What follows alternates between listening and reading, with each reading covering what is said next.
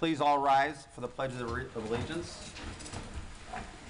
Pledge allegiance to the flag of the United States of America and to the republic for which it stands, one nation, under God, indivisible, with liberty and justice for all. Okay. Madam Clerk, can I get a roll call, please? Member Hurley. Present. Member Dashiell. Here. Member Hawkinsmith. Here. Chair Hurley, or Lowry, sorry. Here. We have a quorum. Okay, first hello everyone. Welcome to the May 1st, 2025 Historic Preservation Board meeting. The first thing on our agenda here is the approval of the agenda. Has everybody had an opportunity to look at that? And does anybody have anything to add to that? We are going to add as a standing item between approval of agenda and audience comments, the swearing in of anyone who's going to make testimony or public comments. Okay. So that'll be, for today, it'll be 1B, I guess, or, Okay. or 2A. I don't know, somewhere in between. Anybody anything else they'd like to get on for discussion on this meeting? I'd love to have an update on the status of our post office. Okay. We'll call that 5D, Post Office Update.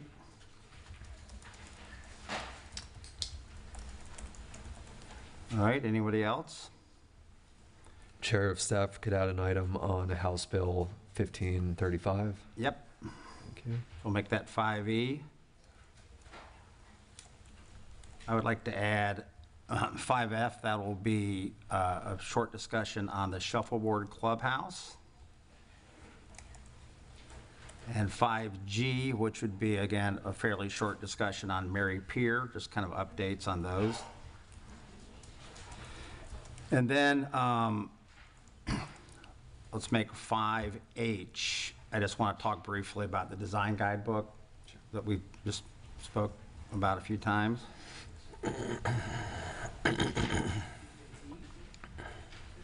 And then the only other thing I would add, and I'm going to say it right now so we don't have to add it, is there is a street party next Saturday on Paso Grill in the evening, and there's going to be a little booth set up there that will just have some historic information and stuff, if anybody wants to see that.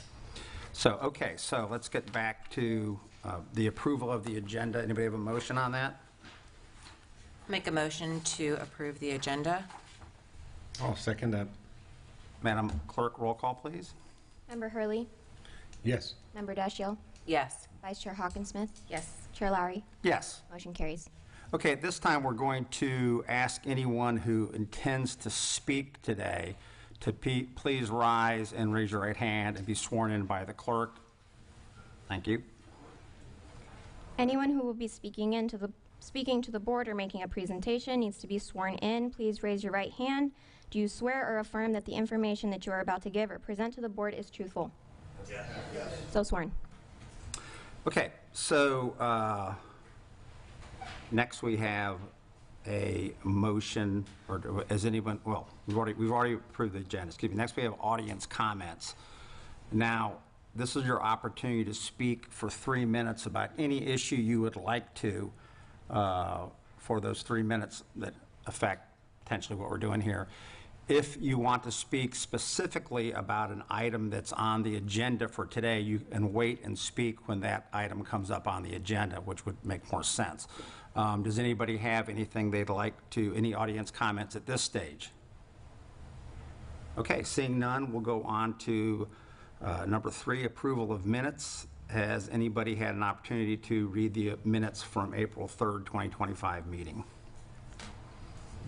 Okay, I have, and in that regard, I will make a motion to approve the minutes. I'll second it. Madam Clerk, roll call, please. Member Dashiell. Yes. Member Hurley. Yes. Vice Chair Hawkinsmith. Yes. Chair Lowry. Yes. Motion carries. Okay, moving on. 4 action items. Action item 4A is the local historic designation, case number 25049 for the residents at 106 12th Avenue. Lynn? Good afternoon, and thank you. Lynn Rossetti, contract planner with the City of St. Pete Beach. I'm going to be going over the historic designation report for 106 12th Avenue. So this is this little single-family house. It's a one-story frame vernacular that was constructed in 1940. It's a contributing structure to the National Register Historic District in Paso Grill. The building has a gable roof, 1/1 and 6/6 double-hung vinyl sash windows, and a front porch. There's a garage in the rear. The property appears very well cared for through the ages, and it is a pre-World War II cottage that's significant in the areas of architecture and community planning and development.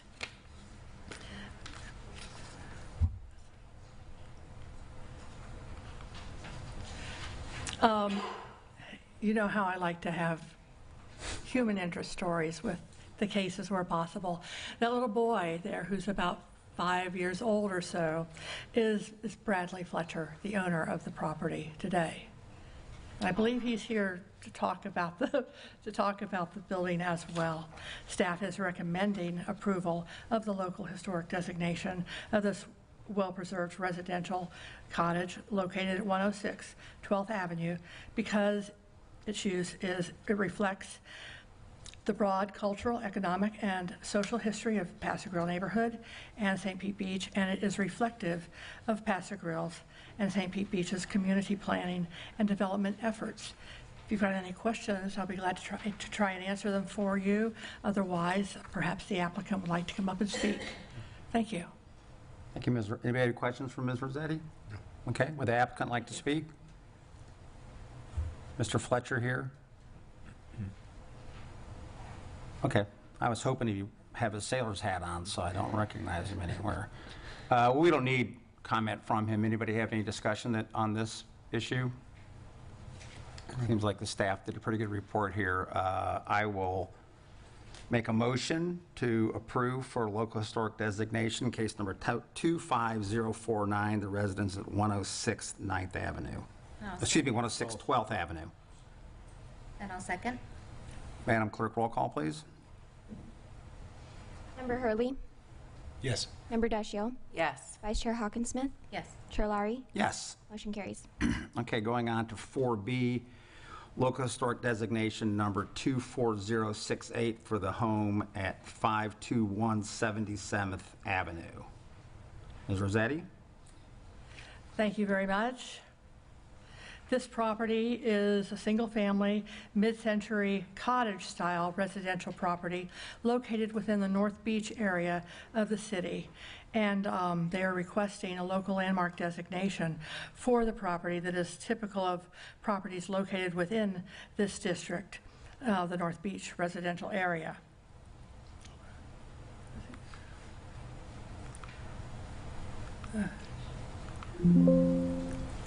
Sorry. Let me get through this quickly. Okay, this property at 521 77th Avenue is one of those, I don't know, I look at them as kind of iconic beach-type houses. It's a little cottage, not a lot of square footage, but it's been very well preserved, and it's very cute. It caught my eye when last year when I was riding around deciding on what properties I would photograph to send to the state along with my grant application for the North Beach area, which we're waiting on a decision. That decision is going to come around the first part of July if we're going to get that grant. But in any case, I did go ahead and put together a Florida Master Site File form on the property, and it's just very cute. I don't know if in the photos, those are some previous photos.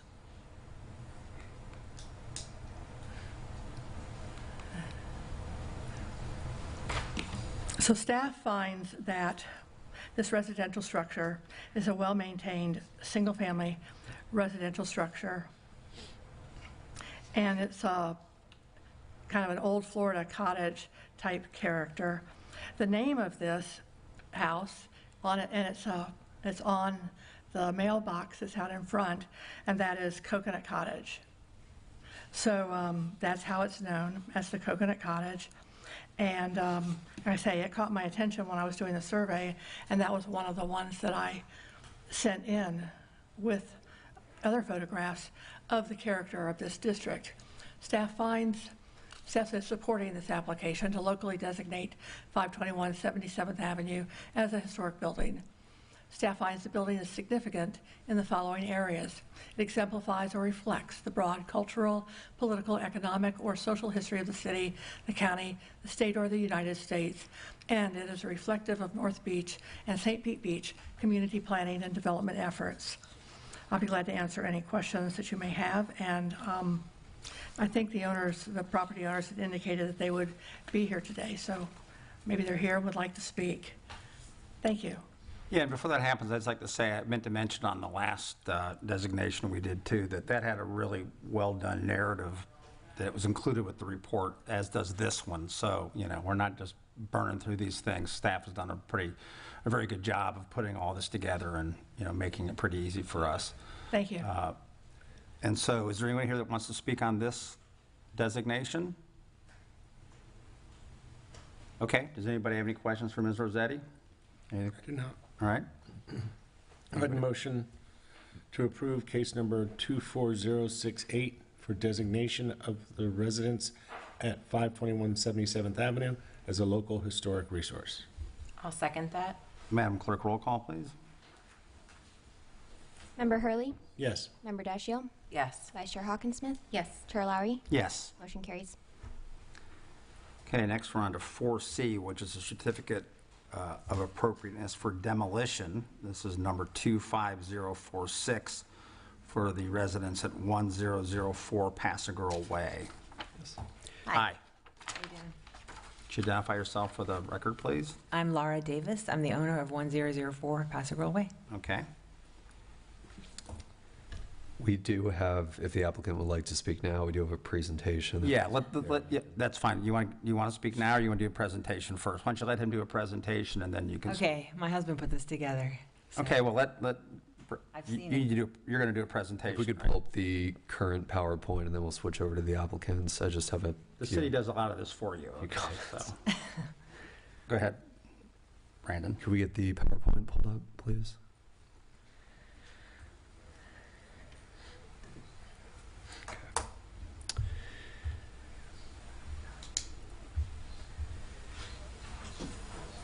There we go.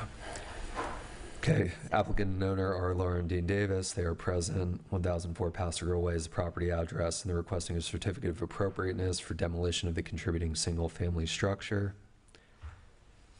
Here's some photographs of the site. This was one of the original structures on the original designation of the Passagarrow Historic District in 1989.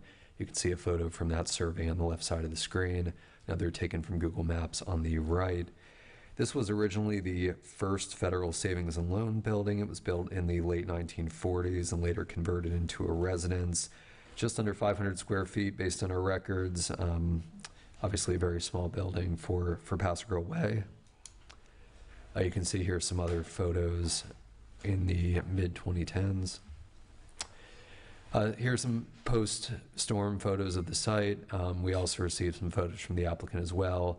Obviously very extensive damage to the structure. The city did determine that it was damaged to 100% of its depreciated value. On the basis of this, the city has the ability to impose a 30-day stay to discuss preservation incentives for contributing structures. Staff does not find that to be appropriate in this case. We do support the request to demolish the building without a stay. It has clearly sustained extensive damage. The lot could support a redeveloped single-family residence. It actually has a mixed-use zoning. It's a residential office retail, so there are other options, but detached single-family is one of them. The lot does meet the appropriate size to redevelop a single-family home if desired. So we do request a motion to approve this case, 25046, for demolition without a stay. And we have a presentation for item 4C, if we could bring that up for the applicant.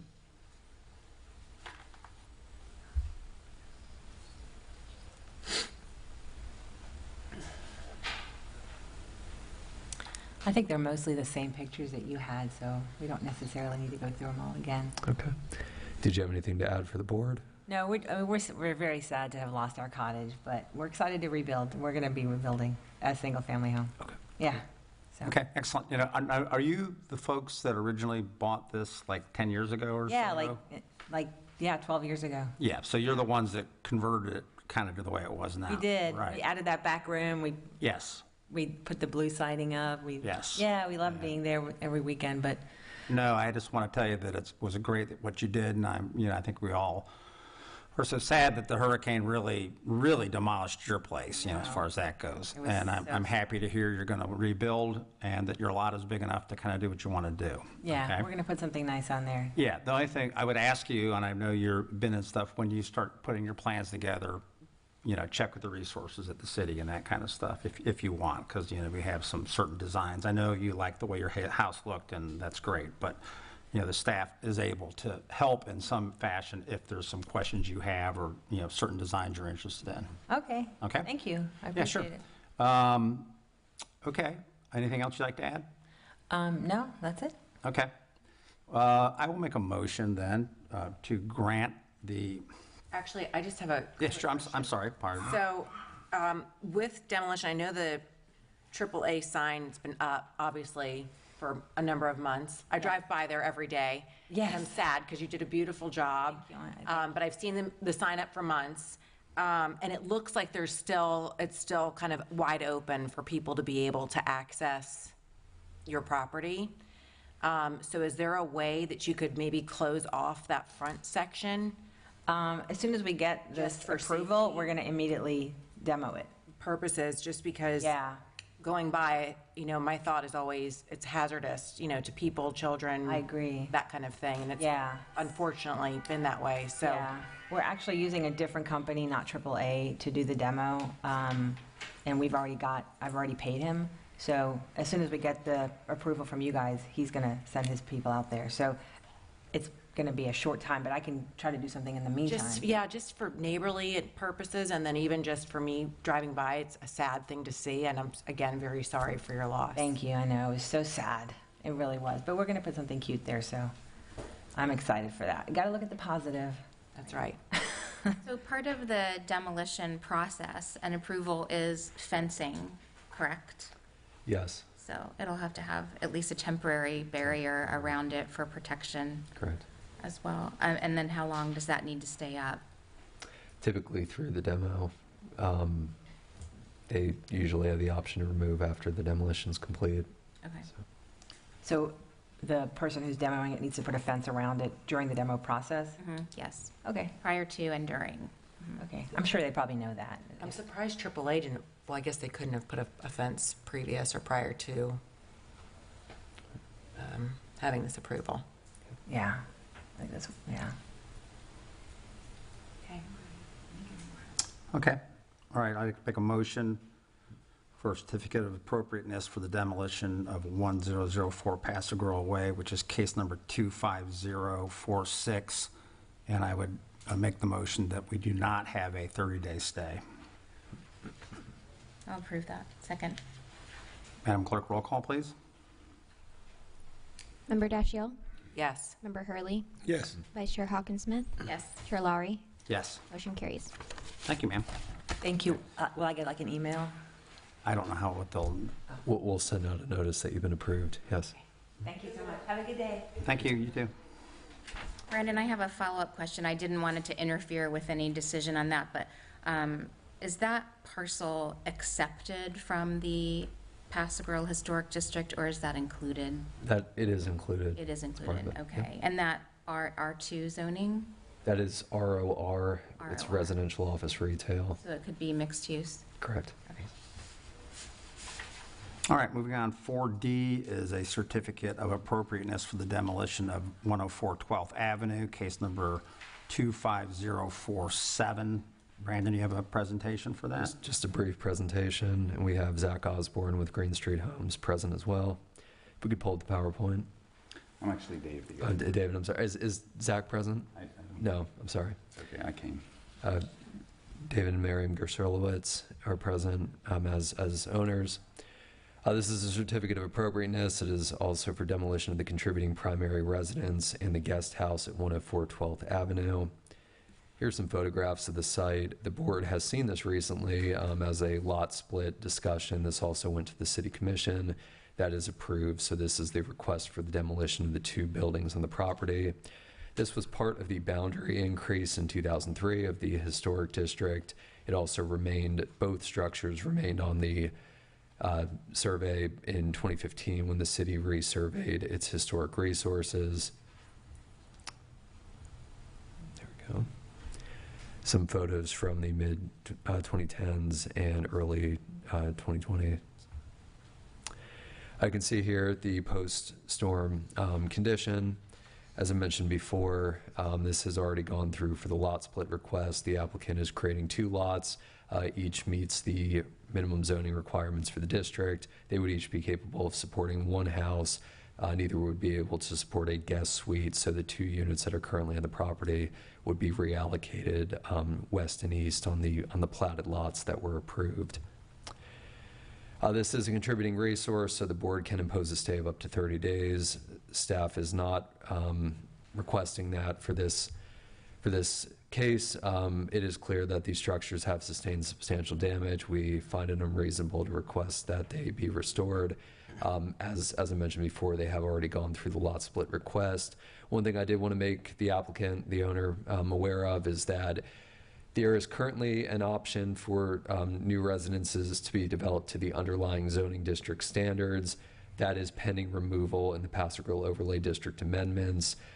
They would each be able to support a single-family home. However, they would not be able to develop without that design review building to the overlays. That is pending removal. If those amendments are adopted, would not change the development rights for the properties. They would be able to support a single-family home on each proposed lot, but it would affect the design review requirement. So with that said, we do recommend a motion to approve case 25047 for the demolition of the contributing structures on the property without a stay on demolition. Just a question I have for you, Brandon. Yeah, I know you said 2 structures, but they're both on the same lot, right? That correct, yes. And I know you just said it, but I missed that part. Are they going to be able to rebuild on that 1 lot, 2 structures? Or do they have to just go to a single-family residence? It would need to be a single family on each. We still do allow for the detached structures, a detached garage if they choose to have one, but it could not contain a living unit in it. It would only be the single primary structure on each. And have you had that conversation with this gentleman? Sometimes you just have to get this on the record so you understand what he's saying, that, you know, if you knock the 1 house, you have the I'm gonna build 1 and 1. Yeah, okay. And what he said about the potential change to the underlying zone, did you understand all of that?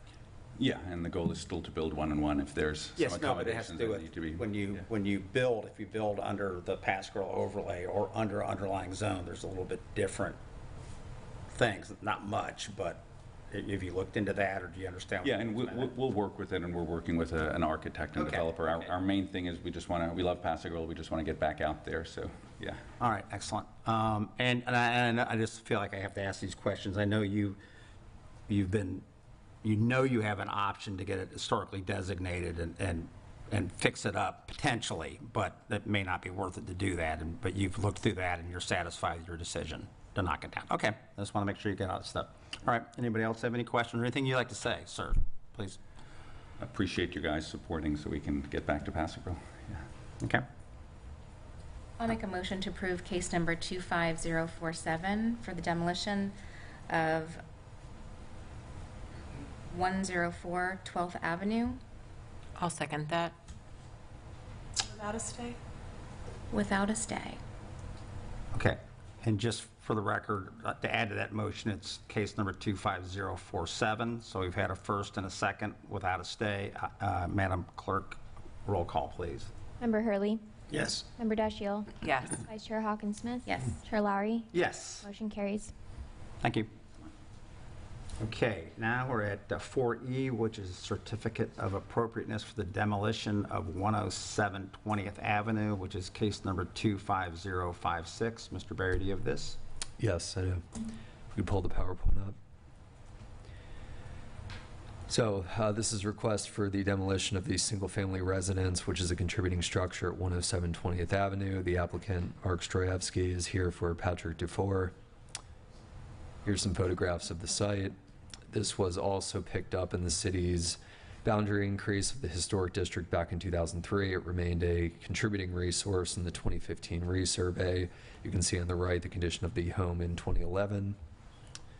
On the left in 2015 and in 2022, it did have that, well, it currently does have that interesting exposed brick.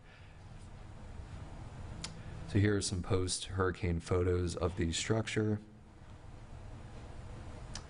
This is a contributing resource. 30-day stay can be imposed.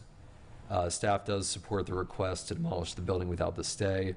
We have had what are now fairly extensive conversations with the applicant regarding the redevelopment. They will be returning to the board in the next month or two to discuss a design review. My understanding is they are seeking a variance to redevelop, particularly to the rear setback, if not possibly also the front setback, depending on the outcome of the design review. The existing structure on the site is non-conforming to setbacks, particularly in the rear of the site. I just wanted, and the applicant is now aware of this, we have talked with them at length, but I just wanted the applicant to acknowledge that in the redevelopment, the expectation would be that they redevelop to the building type, which is the house medium structure. The Historic Preservation Board can make a recommendation on that design review, but it ultimately does need to go to the Board of Adjustment for approval for that additional encroachment that they're seeking toward the setbacks.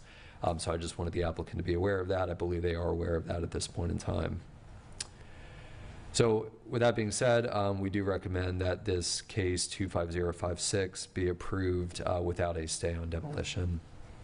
Okay, Mr. Berry, just so I can clarify a little bit on what you said about the Board of Adjustment there. So you've seen a design for the new residence in which they'd have to go through the Board of Adjustment. Correct. That will be following the design review with the Historic Preservation Board. The Historic Preservation Board does have the ability to not give variances, but approve lesser setbacks for contributing structures. But when they're redeveloped, they have to comply with the building types, and they'll be encroaching into those building type setbacks. Okay. So, and is the gentleman here for that? Yeah, please, if you'll come forward and state your name for the record. Hi, my name's Mike Zagravic. I'm the Director of Construction. Mark was a little ill today, so I'm here. Okay, so here we got a little bit of a potential dilemma here. So you, Brandon, need an acknowledgement from the owner that he understands that if he knocks this house down, he might not be able to build what he would like to build today. correct. We've spoken with the agent at length, and I believe you understand that as well. And you're satisfied this is enough to follow that, to do that? Sometimes we And the owners. the owner has also signed an authorization for the agent to represent, so. Perfect. I missed that. All right, very good. So we all on the same page as far as that goes. All right, anything else you'd like to tell us about this? No, we're ready to go. He's ready to go, as long as you guys give us your Are you blessing. going to build a new brick structure? I'm joking, right? It's one of the few, though, that's still out there, I think. Yeah. But, it's unique. Actually, we're saving some of the bricks, so. Okay, anybody have a motion? I'll make a motion to approve case number 25056 for 107 20th Avenue without a stay of demolition. I'll second. Madam Clerk, roll call, please. Member Dashiell? Yes. Member Hurley? Yes. Vice Chair Hawkinsmith? Yes. Chair Lowry? Yes. Motion carries. All right, thank you, Awesome. sir. Thank you, guys. Appreciate it. Have a great day. You too. Okay, now we go on to 4F, which is Certificate of Appropriateness for the Demolition of 100 Paso Girl Way, case number 25051. Do you have that, Mr. Berry, as well? I do. So this one is also tied in with the design review, which follows in item 5A. We do have the applicant and their agent present.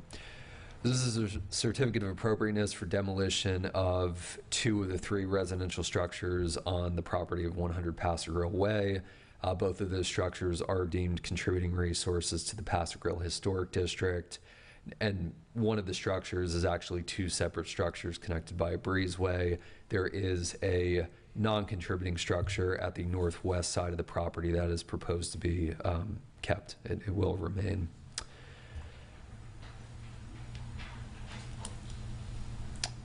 Let's see.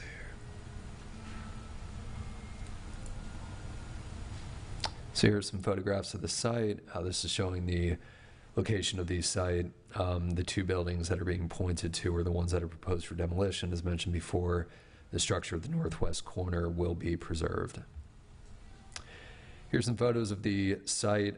It was picked up in the boundary increase. The city did not originally survey this area for the 1989 historic district, but it was picked up in the 2003 boundary increase, and it remained a contributing property in the 2015 resurvey. This, of course, was the original barracks. They're fairly unadorned utilitarian structures, but they obviously have significant historic value to the development in Paso Grill in the 1940s. Here is the structures in 2022. And you can see the extensive damage to the structures post-hurricane. These are contributing structures. A stay could be placed on each for up to 30 days to discuss preservation incentives. As mentioned, this is proposed for design review. The applicant is seeking to redevelop the contributing structures on the site. They will be completely demolished and redeveloped as proposed for the design review in the subsequent item. Staff does support the request to demolish the buildings without a stay. We do seek Historic Preservation Board input on the following item regarding the proposed redevelopment of the property through the accompanying design review. An acknowledgement from the applicant. They have made application for the design review as well as variances. Those will move on to the Board of Adjustment at the next meeting. There is a current code requirement that only allows a one-to-one replacement of developed space. That is one of the variances that has been requested. There is also a limitation based on the 8 parking spaces that is proposed on the site. This will be considered a courtyard apartment redevelopment. There would be a limitation of each unit to 1 bedroom due to those parking requirements, or again, a need for an expanded variance. The applicant has applied for accompanying variances, as just mentioned, that would allow for the structure to be redeveloped as proposed in the design review. That will be heard by the Board of Adjustment in May. In absence of these variances, the applicant may only currently redevelop the existing 8 units with the same developed square footage, or redevelop a larger structure or structures with the number of units permitted by the underlying zoning district, which appears to be 2.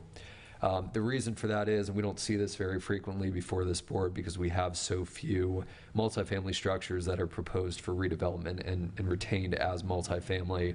The option that's available through the overlay is that the buildings can be redeveloped with the same number of units, the 8 units that are currently on the property. However, they are limited to the same developed square footage. There are proposed amendments that would allow for the same living square footage and the non-habitable level, so that would allow for that ground floor level that's proposed in the design review, but the applicant is proposing additional habitable square footage, which we can talk about more in the design review. I believe the applicant is aware of all this. They have made the correct variance application that they need to make, and that will move forward after this design review. I did just want to make that apparent to the board. So with that being said, I know the applicant is present. They do have a presentation. If adequate testimony is provided, we do ask that a motion be made to approve this case for the demolition of the contributing structures at the property without a stay on demolition. Okay, if we can you go back to that last screen that had the staff recommendations? I just have a question about that.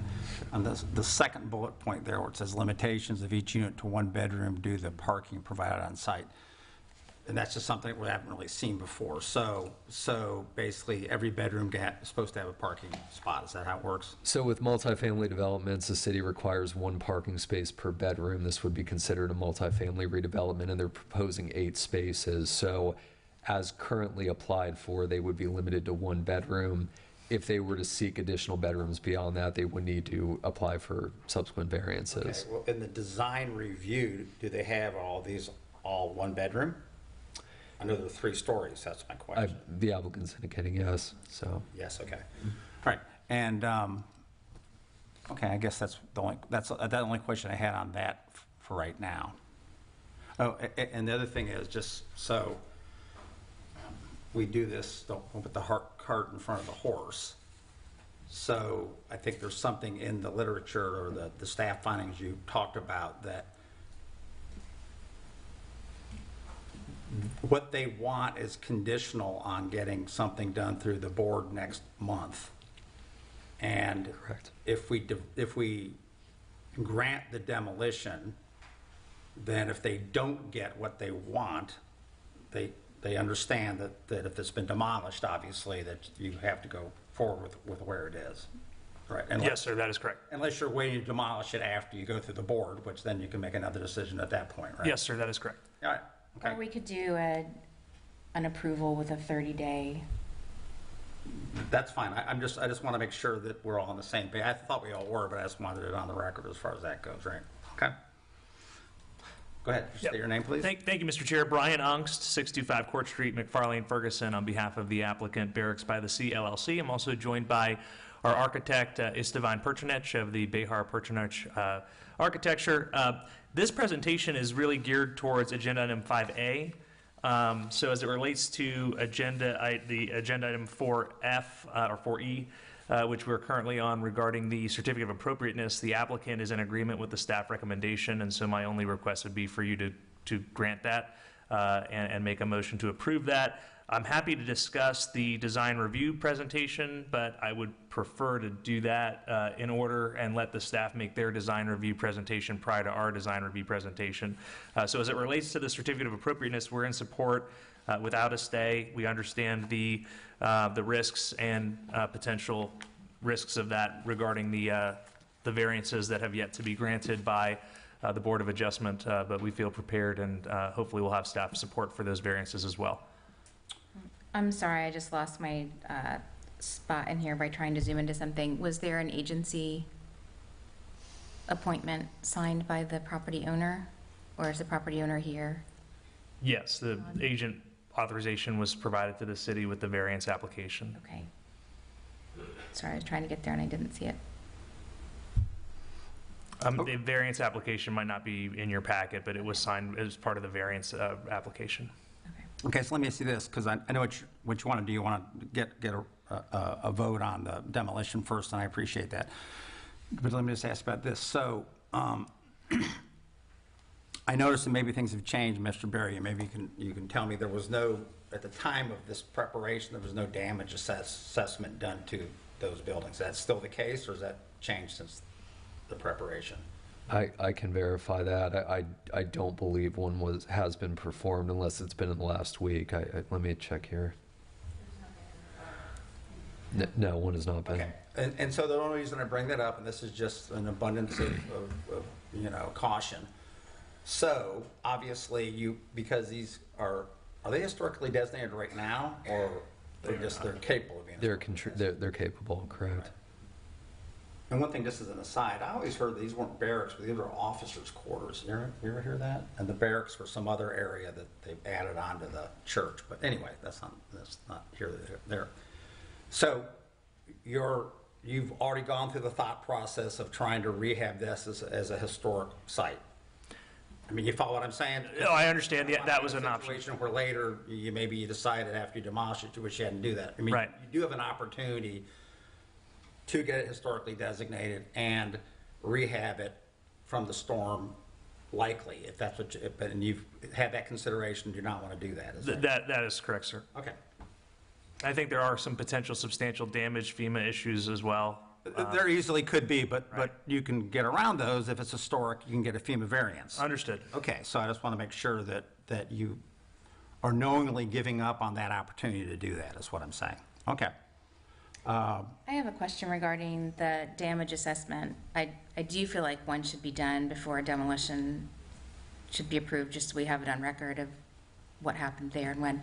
Also, has anyone approached the owner or considered the possibility, if this is not substantially damaged, and it's certainly in better condition than our shuffleboard court cottage, of maybe relocating one of these buildings to the shuffleboard site and reusing it there, since we can't rebuild that building, or some other appropriate location? We haven't looked into that, but we certainly can talk to the applicant about that. And there, could maybe be some incentive or encouragement for doing such. Another question I have, and I think you answered it for me, Mr. Berry, but this is still on the demolition aspect. I know that in reading the reports, there's a talk of one of the structures remaining and being rehabbed, and until Mr. Berry said it was that, I guess would be the southwestern one, I couldn't figure it out on the new plans where that building still existed, or unless you're just gonna make a garage out of it. Mr. Chair, if we could pull up the applicant's PowerPoint, I've got actually an aerial demonstrating the structures and which ones were damaged and which one was not. It's the slide number 2 will show you the aerial. So it's the, where it says Lot 3, that building is remaining. It is non-contributing. Right. And so if you go to slide number 3, the next slide, please, you will see these are the 3 buildings that were damaged and that are being proposed to be demolished. And then that is the building that is remaining, and it is a 3-story building that was built much later and is not considered contributing to the Paso Grill district. Okay, so in the literature, or in the application you had, you said there was a existing structure that was remaining and being rehabbed, and by that you meant the non-contributing house? That is correct. Okay, so none of the potentially historic buildings are being rehabbed. Right, none of those buildings are actually historically designated, as you know, Mr. Chair. So when you use historic in the language based upon the non-historic house, isn't that kind of a misnomer there? I suppose. I apologize if that wasn't clear, but that is very clear, this picture of what's being proposed. I understand that now. I was just saying, when I was reading through it, I kept thinking, like, what's the historic structure they're not knocking down? Right, it's Okay, I got it now. non-contributing. Yeah, it's a non-contributing structure, sir. Okay, but that one, and again, just to clarify at this point, on the remaining 3-story one, you're putting like outdoor staircases on it or something like that, I guess? Okay, I got you now. All right. Thank you, sir. All right, does anybody have any more questions about the demolition? So it says 2 of the 3 residential structures, but on that slide that was just up, it looks like 3, but are they joined? Yeah, the building to the breezeway? south is one structure. It is one structure, or is it 2 structures joined by a breezeway, or? No, I believe it's, No, it's 2 by a breezeway, yeah. So then do we need to amend that to demolishing 3 structures, or It would be just safer to make say it that. clarified? That's fine. It's So, just if you could clarify, please. yeah, okay. Possibly just amend to say the 3 contributing structures. That would cover it. Okay, so what would staff recommend in this situation, since the demolition is sort of contingent to the approval of what's going to be going there? Should we approve with a 30-day stay, or should we say no and let's revisit the whole package next month, or what do you recommend? Well, it does only give them the authorization to move forward with the demolition. I'm not sure what their timing is for the removal of the buildings on the site, but it will take far longer than 30 days to work through the site plan and the variances and the other aspects involved with redevelopment. So there is extensive damage. If the board would like us to have an assessment of the structures to determine that whether they are substantially damaged, you might want to consider deferring until that time. I can speak with the building official about having that done within the next week or so if possible. May has 31 days, so are we safe with a 30-day, or does that push us to 31 for? That would, the The variance first hearing is on the Thursday. 28th, so 30 days from now would be past the variance hearing. They would know what their options are at that time. Okay, So but then it would have time to revisit with us on the first Thursday in June? that would not be, that would not give us. That's not within the 30 days. Right. Well, let me ask about that scenario. I mean, first off, we all know we can't stop a demolition. All we can do is do 30 or 90 days, right? And that's why I had the conversation, trying to make sure we all understood that, there's no going back, obviously, once it's demolished. I mean, I guess we can do the 30-day stay, but does it give us any advantage in any fashion? I mean, if they already understand that they want to knock it down, what difference does it make if it's substantially damaged? It could have had no damage in the hurricane, they could still knock it down. No, I think if the applicant understands the limitations that would be placed on redevelopment without any variances, I don't see a benefit to that, but. Right, okay, that's why I brought that up, because I know the only thing I'm concerned about is making sure that we haven't created some sort of expectation on the owner or the applicant that they can get these variances because we've agreed to not, they can do the demolition. So this is really just under the aspect of they want to demolish it because they want to demolish it regardless of the damage, regardless of what they're going to rebuild. Is that correct? Yes, sir. We're well aware of the risks and benefits, and that this is entirely separate from the variance process. Okay. Can we make a conditional approval to request for consideration for feasibility of relocation of one of the structures and time for damage assessment? If I could ask if the applicant would entertain that, a discussion with the city regarding a relocation of at least one of the structures. So we have a TRC coming up on May 7th for the variance application, and variance applications can be conditioned. Already in my mind, I have several conditions that I'm going to propose to the staff to hopefully get a recommendation of support for the variances. So if that's one that you'd like us to consider as a condition for the variances, I'm happy to, and you've kind of given the staff that direction, that we could discuss that at the May 7th TRC. I don't know if we can make it a condition as an advisory board, or if we can just make it A recommendation. request for consideration. Sure, yeah, we certainly will consider it with the staff, and especially if the city has some kind of incentive, like you mentioned, and a place for it, why not?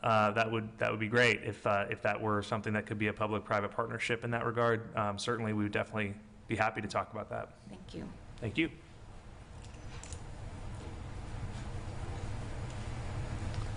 Okay, so I think we're just at the point now whether we think there should be, if there's any advantage to doing a 30-day stay or not. There's no real reason to do, I mean. Well, given that it won't coincide with the next Historic Preservation Board meeting in terms of bringing the item back possibly after the Board of Adjustment, unless there were to be a special meeting, I want to see a direct incentive of that.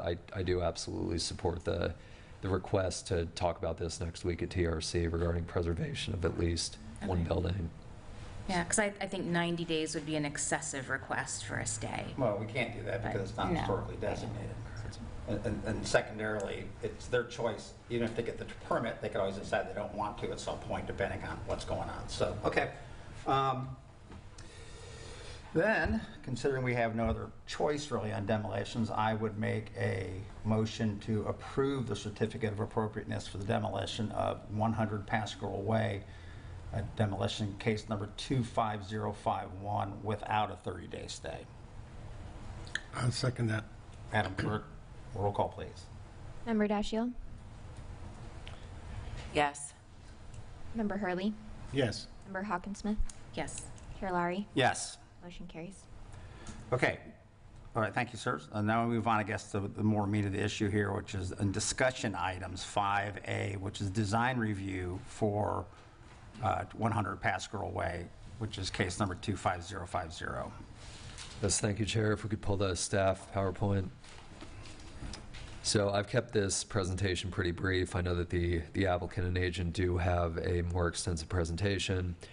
Same applicants and owners for this request. This is a request to reconstruct 3 of the 4 buildings on the 8-unit property as 3-story structures, each containing 2 units, with the development classified as the courtyard apartment building type. So you can see on the left side of the screen the existing layout, on the right side the proposed. The footprint of the structures is very similar to what's there today. The major change being the massing of the developments. It's going from those fairly utilitarian 1-story structures up to 2 living levels over ground floor, primarily parking for the various units. You can see here a side view as well from the south and from the north. I'm sorry, could you go back to the very first one, the one before that one?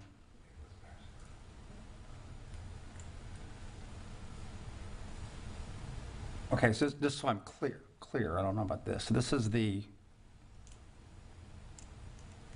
is there parking under any of these new buildings? There is parking beneath the existing building to remain, I believe, and there will be parking under the new southwestern structure, as well as the 4 spots in between. On the alley side. Okay, so this is what I'm missing, okay? So we have four on the courtyard on the alley, right? Yep. And then we have 2 under the building that's going to remain, the house. And then where are the other ones? The southwest side, there, do you see that driveway connection there? Okay, so 5 of the apartments, their first floor will be for storage only, or is that like going to be an open porch or something like that? They do have porches. I believe it's primarily storage. The architect might be able to comment on that. And we can get to that. I just wanted that question as you're going to that. It is not parking accessible from the Yes. street, so.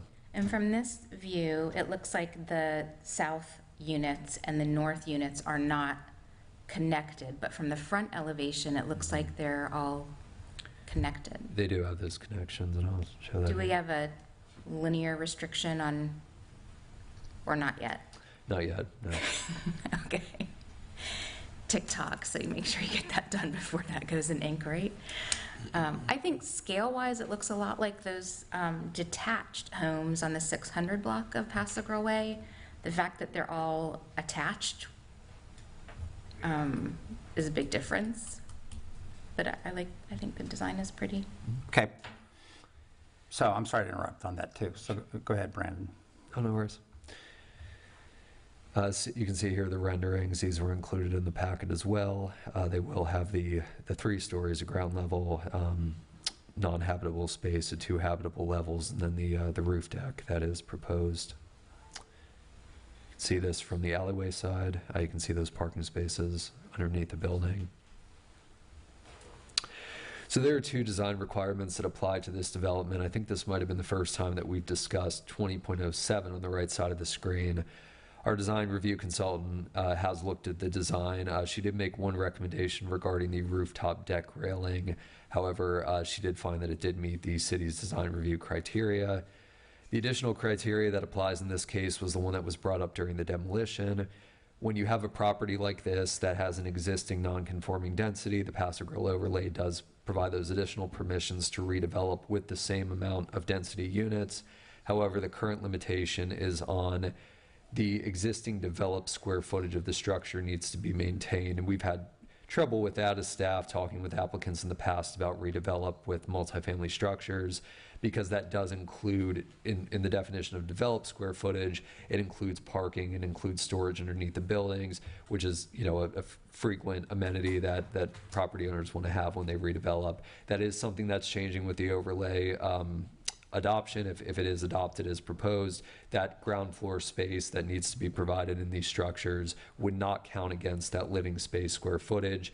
But in this particular project, there would be a limitation on a lot of the upper floor, the 3rd floor development, due to that living space limitation remaining in the code in the overlay amendments. So in addition to the design review criteria, there is this requirement that any new construction cannot exceed the existing developed square footage and must match the existing form and mass. And that was something that was brought up just briefly in the agenda report. That is something that would need to be addressed by the applicant through the variance criteria. Some of the criteria for the hardship variance do relate back to this just general compatibility of structure criteria in the scale and mass provision. The board can make comments that assist to ensure compatibility of the structure within the district. And I did want to say, to the applicant's credit, many of the other multifamily structures in the vicinity of this one in Paso Grill, those that we have up on, I believe, 6th Avenue, Point Paso Grill to the south of here, this structure, as redeveloped, will be similar or lesser in mass, height, density, and floor area to those other established multifamily uses. Staff's concern goes back to the criteria in 20.07 in that the structures are supposed to be redeveloped as preserving their own developed square footage, their own form and mass in this redevelopment. And this is something that the applicant's seeking variance to, but it is something we consider in these design reviews. Again, it's compliant generally with multifamily structures in Paso Grill and those development standards. It's just about preserving its own form and mass in the redevelopment. But as mentioned before, the city's design reviewer did find it to be a high-quality development. She did find that it met the design criteria for the overlay. I mentioned this before, but just to reiterate, after review, this item moves on to the Board of Adjustment for the variance requests. Those are requests to the setbacks. They are requesting setback encroachment on the west side, the alleyway side, for the building at the southwest side. They are also seeking setback encroachments to the south and the east frontages of the buildings to allow for the porches and some of the building overhangs. And then, as I mentioned before, the variance to section 20.07B to allow for currently the garage and storage floor additional square footage, assuming that the overlay amendments are accepted as proposed. That would be allowed by right. However, the additional habitable square footage, floor area addition would remain an item that they would need to get a variance to. So that's all I have for this one. I know that the applicant does have a presentation, the architect's available as well. Let me hold on just for a second, sir, if I can. Just so your understanding, Mr. Berry, is this is a courtyard apartment type building. Does that mean that this would be used as apartments, or can this be then condos? So that's just that's the building type name. We don't differentiate between apartment style and condo style ownership, so it could be one or the other.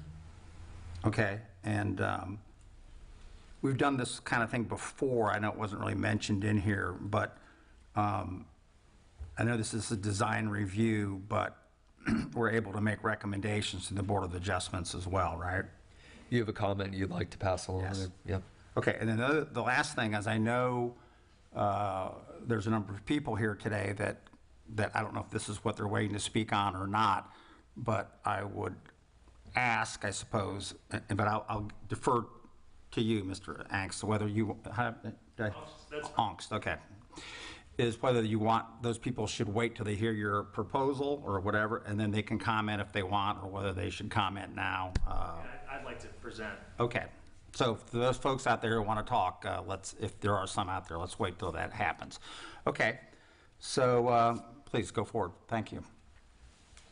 Thank you, Mr. Chair. Once again, Brian Onks, 625 Court Street, on behalf of the applicant Barracks by the Sea LLC. I do have a hard copy of the PowerPoint that I'd like to pass out just for y'all to have. And of course, the city already has this as it's in the computer.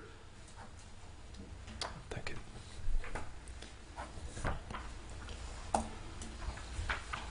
Thank you. Thank you. Thanks, sir.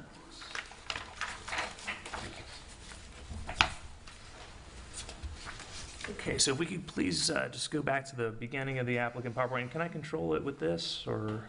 Okay, very good.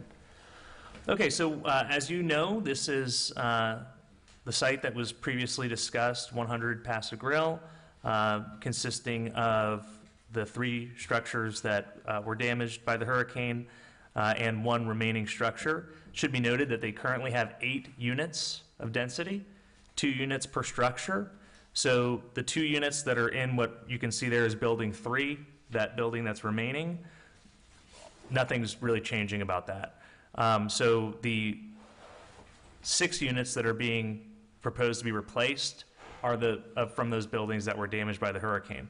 And this is the image that I showed you previously to illustrate that. So what we're talking about in terms of the redevelopment is replacing 6 existing units. So what is the purpose of the variances? And again, I know this board isn't here to approve the variances, but we certainly want your feedback, and we want you to understand exactly what's being proposed. So as Mr. Berry said, the city code currently considers unoccupiable space below the developable flood elevation against the floor area ratio.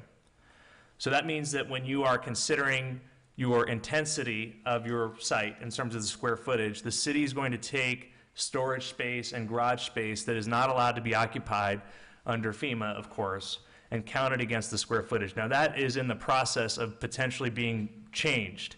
So that variance wouldn't even exist if we had the code that's being proposed.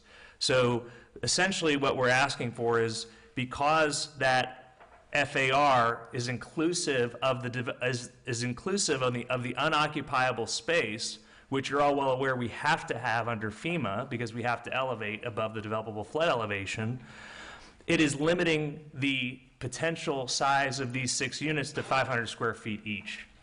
So what we're proposing is 1,000 square feet each, which would equate to about 2,700 extra square feet. So that is the variance. And again, that variance is probably going to go away in terms of the city code, but under the current city code, that is why we have to request the variance. So what we're proposing is essentially 6 one-bedroom dwelling units at 1,000 square feet per. I need to interrupt you, so I use the word clarification all the time. Yes, sir. So the way I understand it is, so these structures, as they sit now, are basically 500 square feet, is that right? Afternoon, Istvan Petronets. The structures, each building is 1,000 square feet, each unit is 500 square feet. Correct, okay. We're maintaining that footprint. Right, but of the 6 you're going to have, they're going to be 1,000 square feet, right? 500, yes, each one, 500 square feet stacked on top of each other. yes, to equate to one unit instead Okay, of 500 square but feet. what you said before, I mean, it seems to me if they pass this new law, you'll be allowed to do the garage and then 500 feet above it. Right now, you can't even get that, right? That's correct. We have proposed changing the language in the amendments to allow for the garage and storage area to not be counted against that developed Okay. square footage. So that means, and if that's where the law is going to change, that means you could build a 2-story building. Correct. The first and second, the ground and first story of this Right. project would be allowed. And so to build a 3-story building, you're adding another 500 square feet that you wouldn't normally get. And even when they change the law, if that's going to happen, you still would have to get a variance for the 3rd floor to add the other 500 square feet. Correct. It's not proposed to allow for additional square footage. I believe it's 2,700 square feet. It's just slightly under 500 per unit, but okay. So if they change the law, you still have to get a variance for 500 square feet. Yes. Okay, so it doesn't, and I think the way you explained it, it sounded like once the law was changed, you could just do this, Understood. right? So Right. we're basically increasing this by 3 times, but one of them is going to be, it's common sense allowed to be storage, since you can't live in it anyway, and then you could build a 500 square foot on top of that, but to build a 3rd story, that's doubling the size, and you'd have to get a variance for that, right? Is that my understanding? That's correct. If the law was to change. Correct. If the law changes as proposed, Well, the ordinance. The square footage just isn't counted against the FAR, of the unoccupied If the law space. doesn't change, you have to get a variance for 1,000 square feet. If the law changes, you'd have to get a variance for 500 square feet. Thank you for clarifying that, yes. You're welcome. Okay, go ahead. Thank you. Okay, and I did also want to point out that the height of this building to the rail on the top is 26 feet above developable flood elevation as proposed. So above the developable flood elevation, it would be 26 feet to that rail. And of course, we agree with the staff recommendation to make that railing consistent with the railings on the lower levels. Oh, sorry, I'm going backwards. Any elevators up on top, or? Are there elevators? Yeah. There is an elevator to the project. Yes. I can, I think when we get to the Let's- yeah, 3rd floor, you can see the housing for it, yeah. the roof top elevations, pardon me. And I can explain when Mr. Angst is done, I can explain the architectural a little bit if you would like. you want to do that later or now? Go ahead, Isana. Okay. Okay. All right. Will one of these floor plans help you? Let's see what you got there. Will that help? Or- Yeah. Basically, the way the project works is, You can use this aerial also. That's an aerial. oh, there you go. I forgot about those guys. We're so fancy here at the Historic. I know, yeah, this is Preservation Board. good. We can go to overhead, please.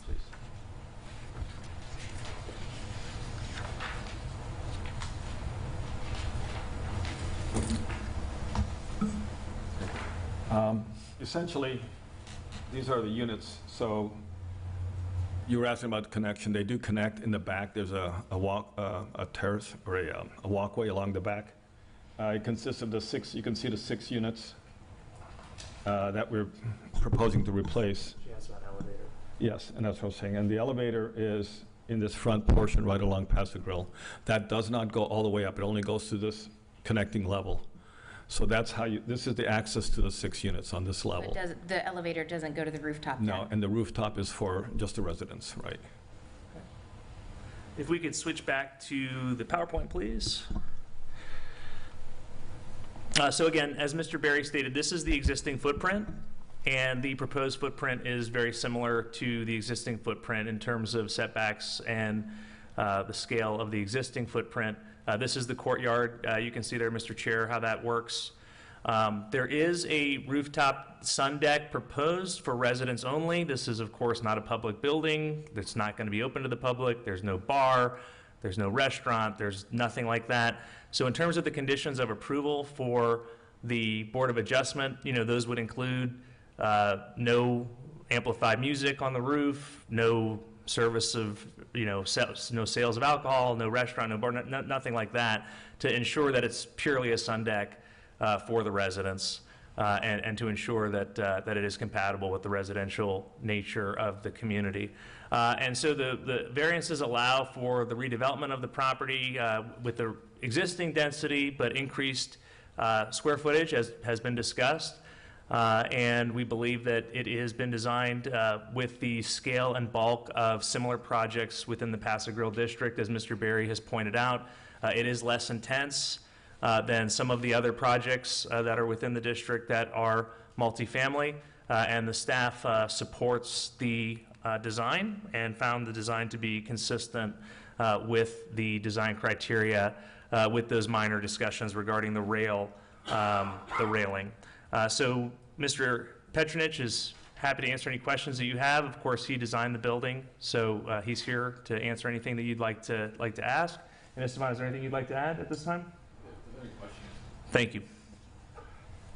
I have a question for you, Mr. Berry. I was confused. I know a couple of people have said something about things on 6th Avenue that are, or what are we talking about, the condos?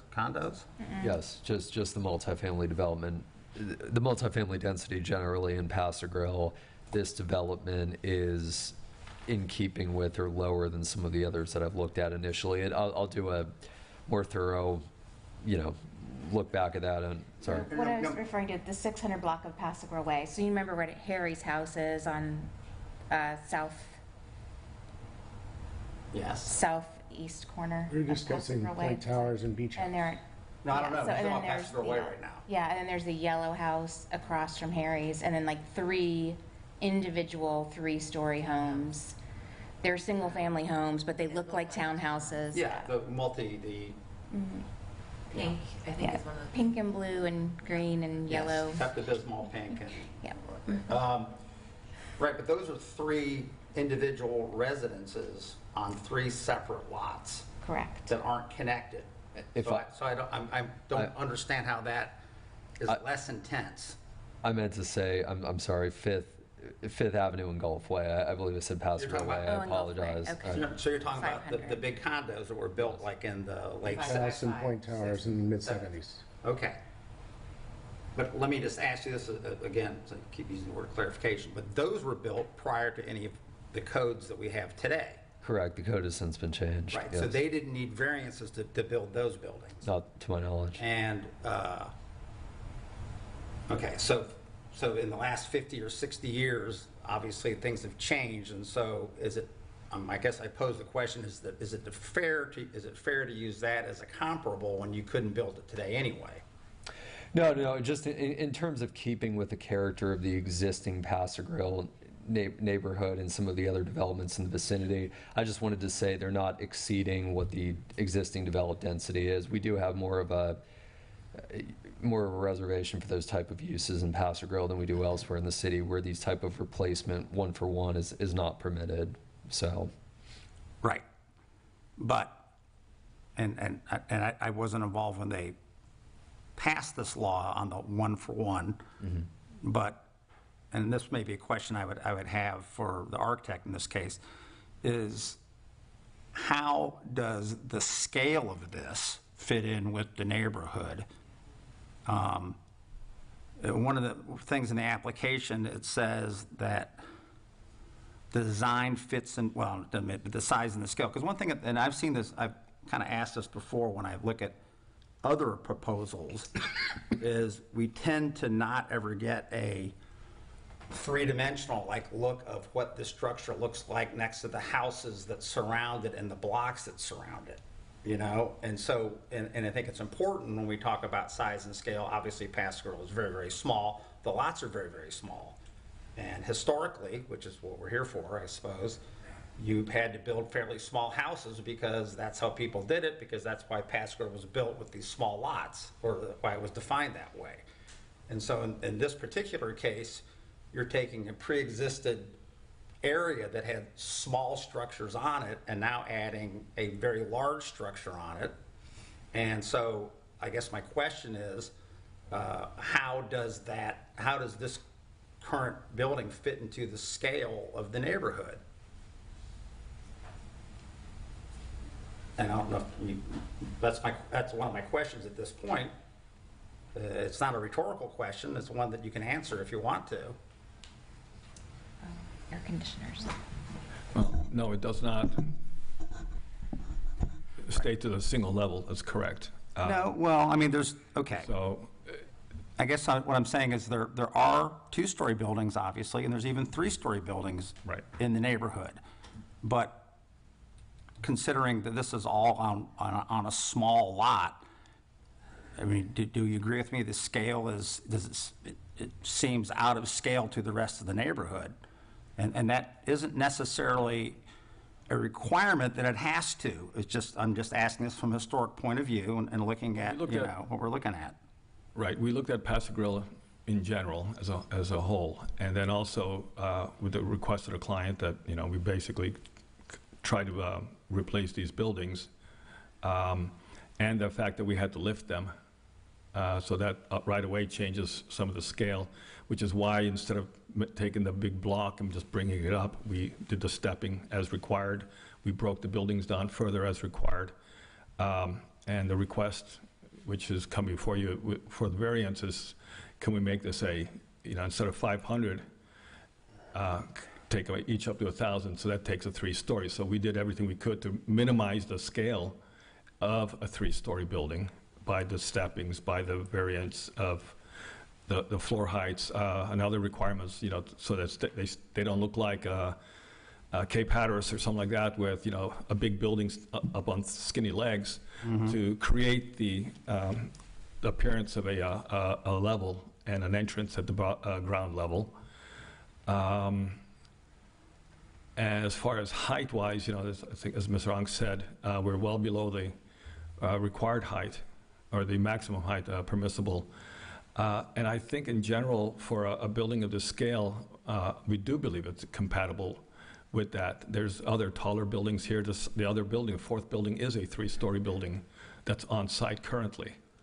And then there's the larger structures downstairs. No, it's not like the tiny houses that are on the site right now.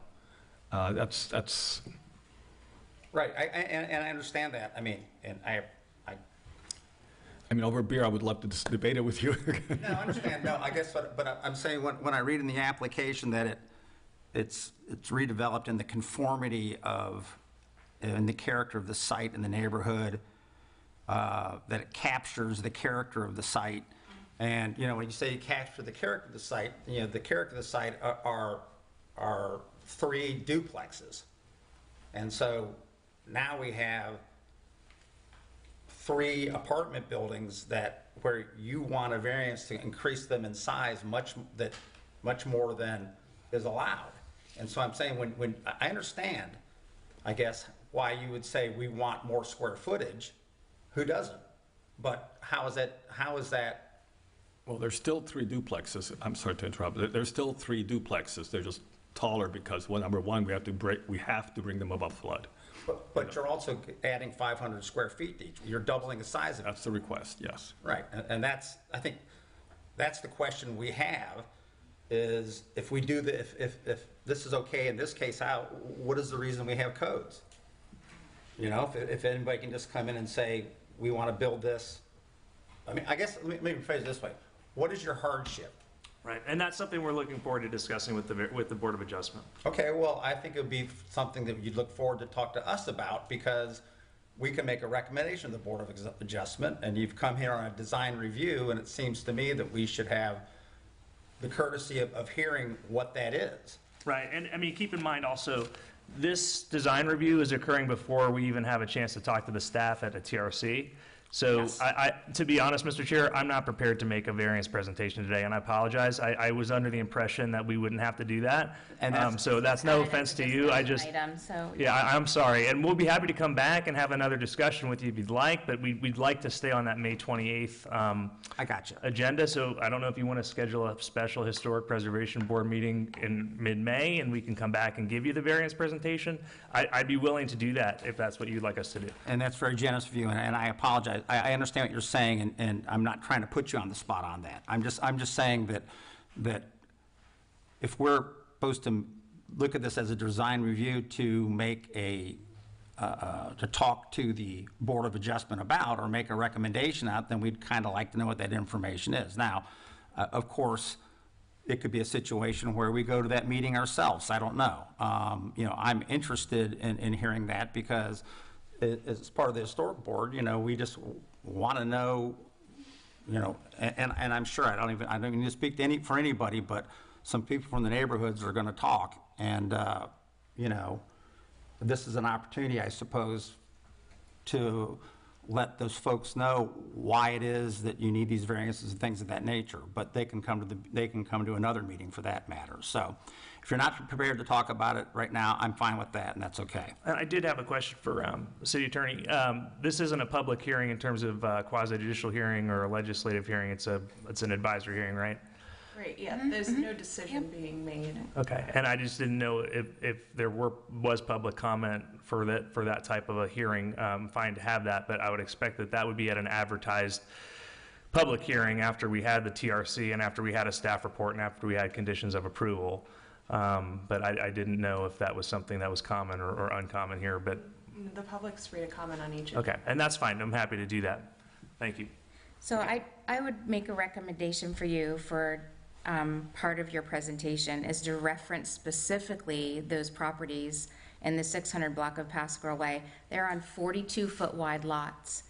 They are 3,286 square feet living area, 5,210 square feet total area. Those are huge properties with practically zero green space.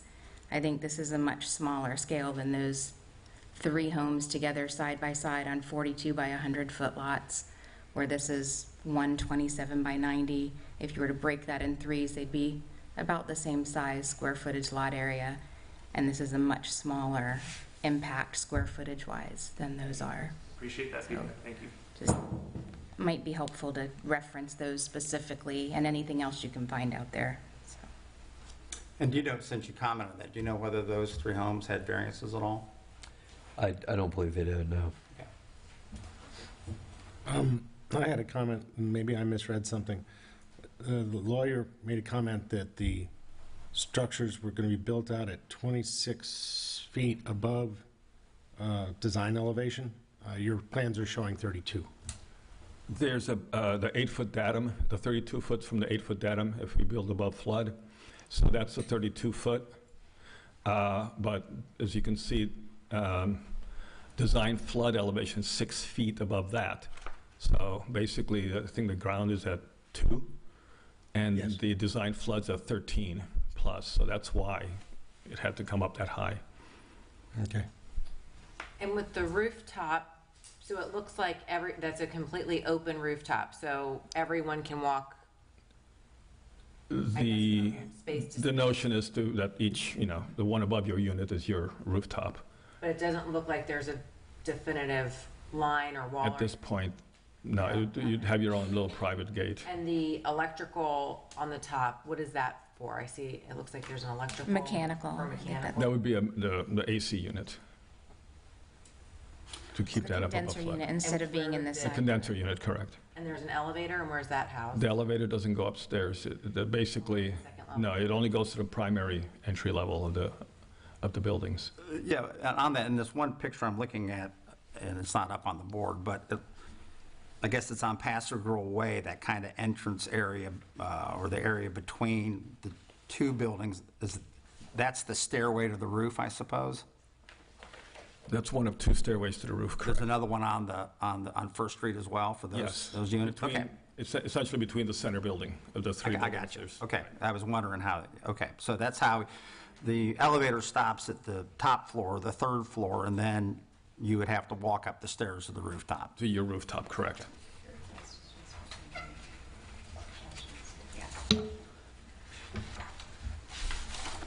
Okay. Anybody on the board have any other questions at this point? One question, is this property currently have a certificate or an occupancy license for short-term rentals? I don't believe so, and I don't believe that's the intent. These are long-term, proposed for long-term residences. Yeah, we'd be happy to make that a condition of no short-term rentals. short-term rentals. For the variance. I don't know that that matters one way or the other, it was just a question, and to make sure that, you know, if that was in fact in effect, make sure it's clear as to whether or not that would convey. Checking here, and that is,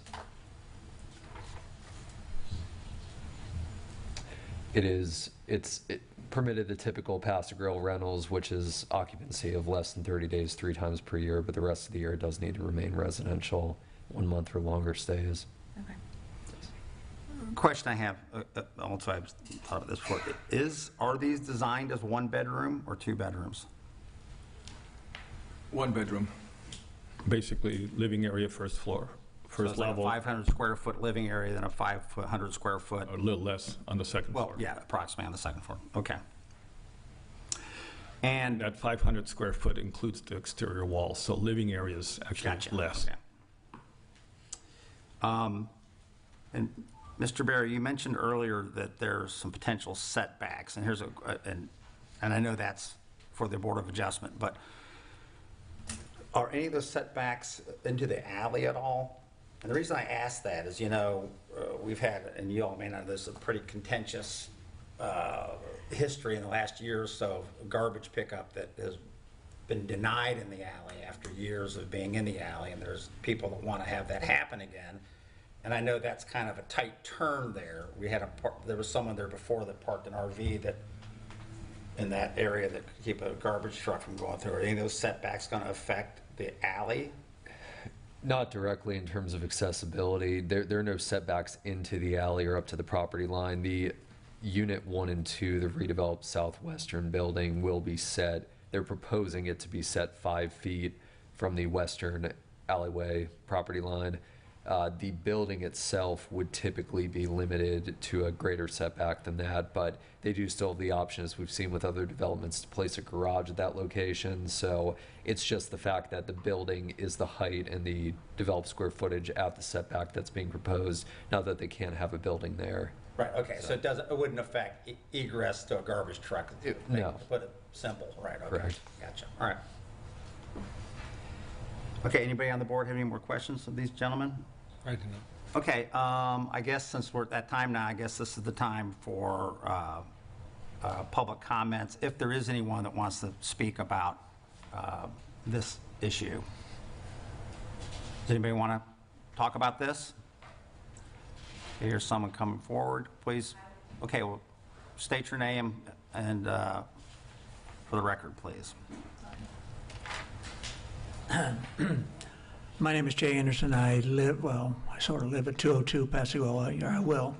I look at this project and seeing the elevations, and especially the setbacks that they want to get a variance for on the east side and the west side for porches is going to push this building right up to the sidewalk. And it already seems like it's busting at the seams to just fit everything in there that they can to achieve maximum, value in terms of what they can sell things for. But the variances that they ask that, like they say it's historic, but there's no really rooftop historic buildings that have open rooftops in Pascagoula. Most of everything is a hip roof or a gable roof.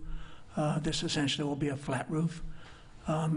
There's a lot of what looks to me very condensed building everywhere you see along the facade. No open spaces to see through the buildings because of stairways that connect the buildings. I would just think that there's a lot there that maybe is too much in terms of some of the elements do look historic. They've done probably good jobs on trying to create an historic look to it. But it seems to be, and I've seen too many houses get pushed right up to the sidewalk and they look like a big face right there. And there's no room for anything greenery or anything else in front of the house. So I'm certainly opposed to the variance for front yard, side yard setbacks, or this case, the south side and the east side of these buildings. And square footage is something that you all have to deal with on how much they want to enlarge it. But of course, I'm speaking from point, and we've all seen these cute little army barracks for years. You love to tell stories about them to people that come in.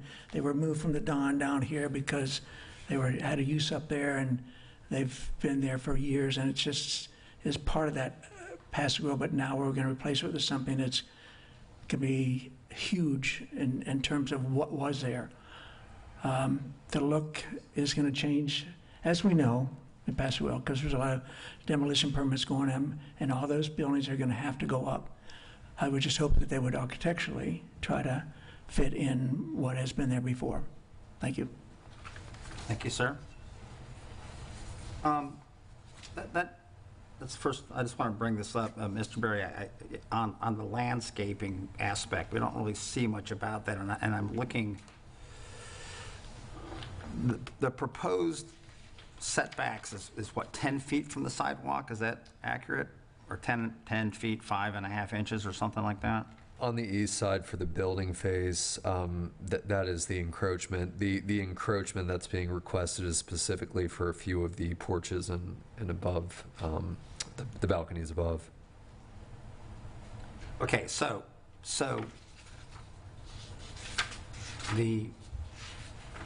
because then I'm looking at the artist like rendering. So 10 feet from the sidewalk is like where the building begins. Is that right? Correct. But yeah. then there's some balconies that kind of overhang that are closer than the 10 feet, but they're up in the air, right? Correct. The variance request for the east side, at least, is specifically to the southern and the northern porch and balconies above. Those do encroach into that 10 feet. Okay. And so, and again, I know this is just an artist rendering, so I'm not, holding anybody to this, but I notice in the artist renderings, there's no trees. There's just hedges.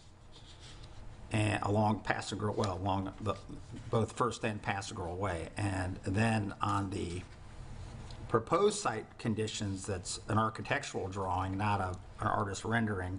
It looks like they've got trees along that area. And I guess my question to you, Mr. Berry, is there a requirement that there is an actual requirement that there has to be, trees of size in that area, right? Correct. They'll need at least, I believe, 6 or 7 trees on the east side. Okay. So I just want to make it clear that the artist rendering that we have isn't really accurate as to what it ultimately would look like. There would be some trees in that 10-foot area. Is that right? Yes. I think there are palm trees on the rendering, on the site plan. Yeah, I agree. That's what I'm saying, but they aren't in the artist rendering. Okay. All right. Anybody else like to come forward and speak? Please state your name. Amy Lowry, 102 19th Avenue. I just want to say, I think we're at a crossroads here. I think we're going to be confronted with a lot of redevelopment that's going to be intense, or those of us that have lived on the beach for a number of years would feel is intense compared to what we already have.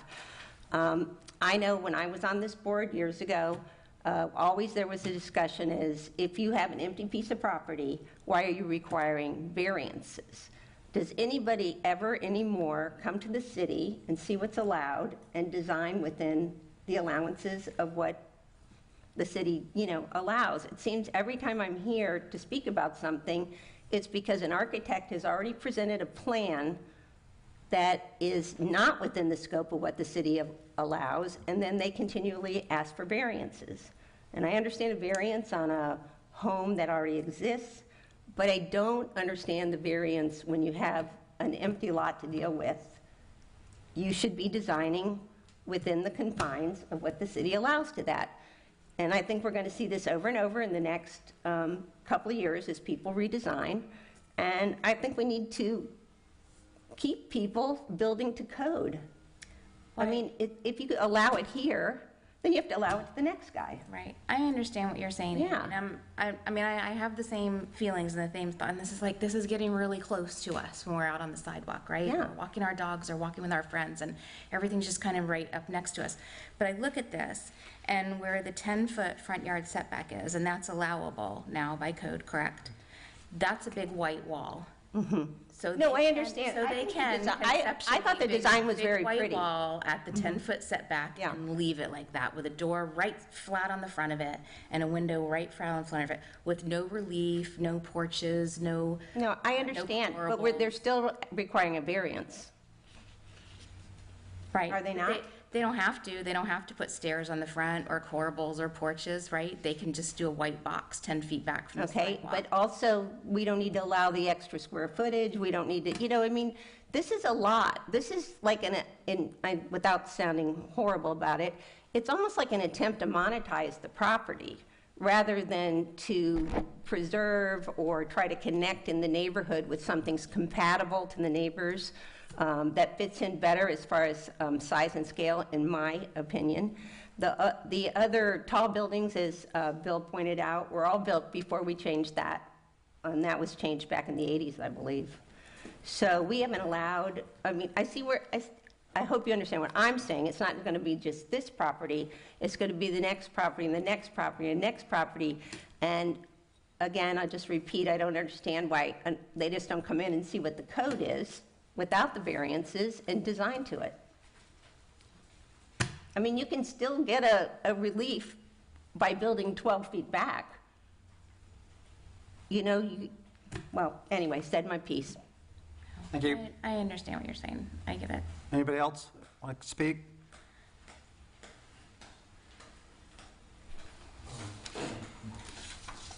Yes, please state your name. Bob Douglas, 2811 Pastoral Way. My only question is, and I'm sorry, I'm not very prepared on this, but from what I heard is that each one of these units is going to have double the square footage that exists at the present time, and there's no variance required for that? No, there is. There is, yes. So in essence, we're doubling the square footage that's there right now. Well, essentially, we're tripling it because Well, I understand for storage area. if the FEMA is doing Right. what they have to do to us, that's the government, and we can't do anything about that. The request would be to double the living space. Double the living space. And the variance would be to allow it to be doubled. Well, that's a rather large variance, I would think. I heard that and I was kind of stunned, so, okay, thank you for clearing that up. That seems a little excessive.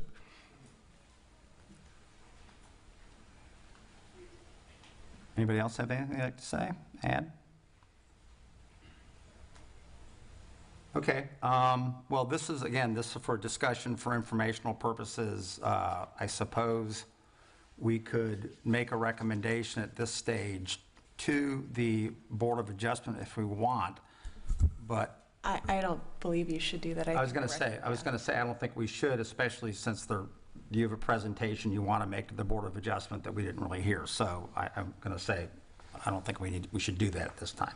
So with that being said, I don't think there's anything else to add on this issue. We've discussed it, and we can just go on to the next one. Is that correct? So as mentioned before, if there's any comments that the board has to help better conceptualize or contextualize this project within the district, you're welcome to make those comments. That is something that's within your review purview, but. Well, I don't know, does anybody want to make a comment? I don't understand why we're even entertaining allowing people to start doubling the size of their secondary or their multifamilies. That was part of the reason for trying to hold those back when they get redeveloped in general. Yes, and, I also have to suggest that I also don't, I don't see where there's any hardship here. They have an option probably to redo them, and if not, then there's a code that goes by what everyone else is supposed to do. And it's not as if, they need a 1 foot setback for their generator or something like that. I mean, this is a doubling in size, which has a visual and size and scale effect on the rest of the neighborhood. Now, I do know, and I don't, they could build, 6 leaning tower of Pisas that go straight up in the air that I guess would be 3 stories of 250 square feet each one, and that would be horribly ugly to do, and that would never happen. But it just, seems to me it's just the hardship is they can't make enough money doing it any other way. And, again, there's a presentation for variance and stuff. That's just my comment at this stage. And, so. So in terms of looking at compatibility of new construction within the Paso Grill Overlay District, is the concern from the board the additional square footage of living space? Is that the concern of the board? Well, and I think requesting variances on a blank slate.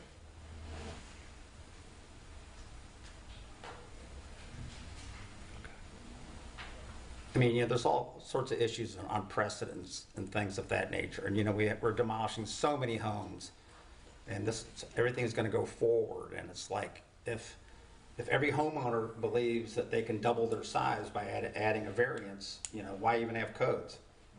Well, it's like a wave. Once that wave starts, where does it stop? It doesn't. But I recognize that is a issue and a decision by the Board of Adjustment, and we all understand that. That's just, I think, the comments of the historical board, what we've had to say. Okay.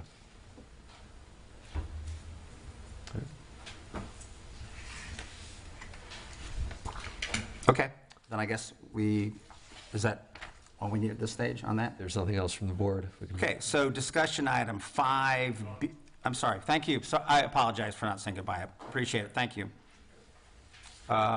Discussion item 5B, which is a design review on 103 24th Avenue, which is case number 25039. You pull up the staff PowerPoint, please. This is another design review, 25039. We do have the applicant, who is the architect present, Nate Meyer. Property address is 104 24th Avenue. The property owner is requesting construction of a new single-family residence. This will be built to the house large standards of the Paso Grill Overlay District. You can see the site plan here. It is currently a single-family structure, so the density provisions that we just discussed with the previous case do not apply. This is a standard house large redevelopment. There is currently at the northwest side of the property, I believe, a freestanding structure that is proposed for removal. And you can see here the front elevation of the structure. And some isometric views of the structure. The city's design consultant had a few limited comments. I have already spoken to the architect about this, and they have, for a few of these comments, I believe, looked at the design. The first regards the wainscot on the lower level. Her request is that it be eliminated or reduced to less than 2 feet in height. She felt that it did draw attention to the non-habitable level, which is something that we try to avoid with new development. The second is that the front facade stairs should be shielded or reoriented. This is a comment that's been made with other front staircase designs in the past. She did ask that less visual emphasis be placed on those stairs. Third is that the frontage landscaping requires additional foliage and layering of material to meet minimum code requirements. I have spoken to the applicant about this. I do know that they do handle landscaping separately through the building permit stage, so that was made, and they do understand this comment. And the fourth is that the garage door color should be changed to be less stark compared with the rest of the lower level. Staff has no zoning comments on the development except for the landscaping that was noted by the design reviewer. It appears to be appropriately scaled for the vicinity. It does otherwise meet zoning requirements for new construction, so I don't see any complications for this when it is submitted for building permitting. We do request testimony from the applicant regarding the intent to underground or otherwise modify the utility line. There is one that appears to extend to the center of the property, and it would intersect the building, so if they could just provide a comment on that. That is all I had. The applicant is present. I don't know. Hey, did you have any comments? I came to answer any questions. Oh, no, I think the only thing is the acknowledgement that you mentioned about the utility lines. So that basically requires you to be, or the owners, you have their what's the building certificate? He is the applicant for the project, yes. To be able to say they understand that. Yeah, we just don't have. What was the question? I'm sorry. Yeah, go ahead. It looked like from the street view, there was a utility line running to the house. Is that correct? Can you go back to the slide of the facade so we can see that? I'm trying to imagine, like a power line? I thought it was running along the alley. It might now be along the alley. I just taken a quick look, so that's Well, not there an isn't issue. an alley. No, Or there's not, no I al- shouldn't say there's the no alley. You're right, there's no alley. It's almost like I think there's a utility easement. There's power running in between the two houses, like along the back fence. And there's some, Oh, right, on the back of the house. yeah. That's where I know power. There was power coming through the site that got rerouted underground. Yeah, I was on that this is- earlier. I know nothing about this. This is just that. I just wanted to make sure there would be no conflict with utilities. I assume that is something that you've looked into, so it was just a general comment while we're in this area. Okay, and that's just a matter of, now it's on the record, we're good. Okay, as far as that goes, okay. Right, you can stay up here, sit down if you want. Did you state your name on the record? I think you did do that. Nate Meyer. Okay. Okay, so on this, Brandon, have we already done a demo permit on this house? I'm not sure we have. I don't believe so, no. We have not. Okay, thank you. I didn't think so. This is just okay.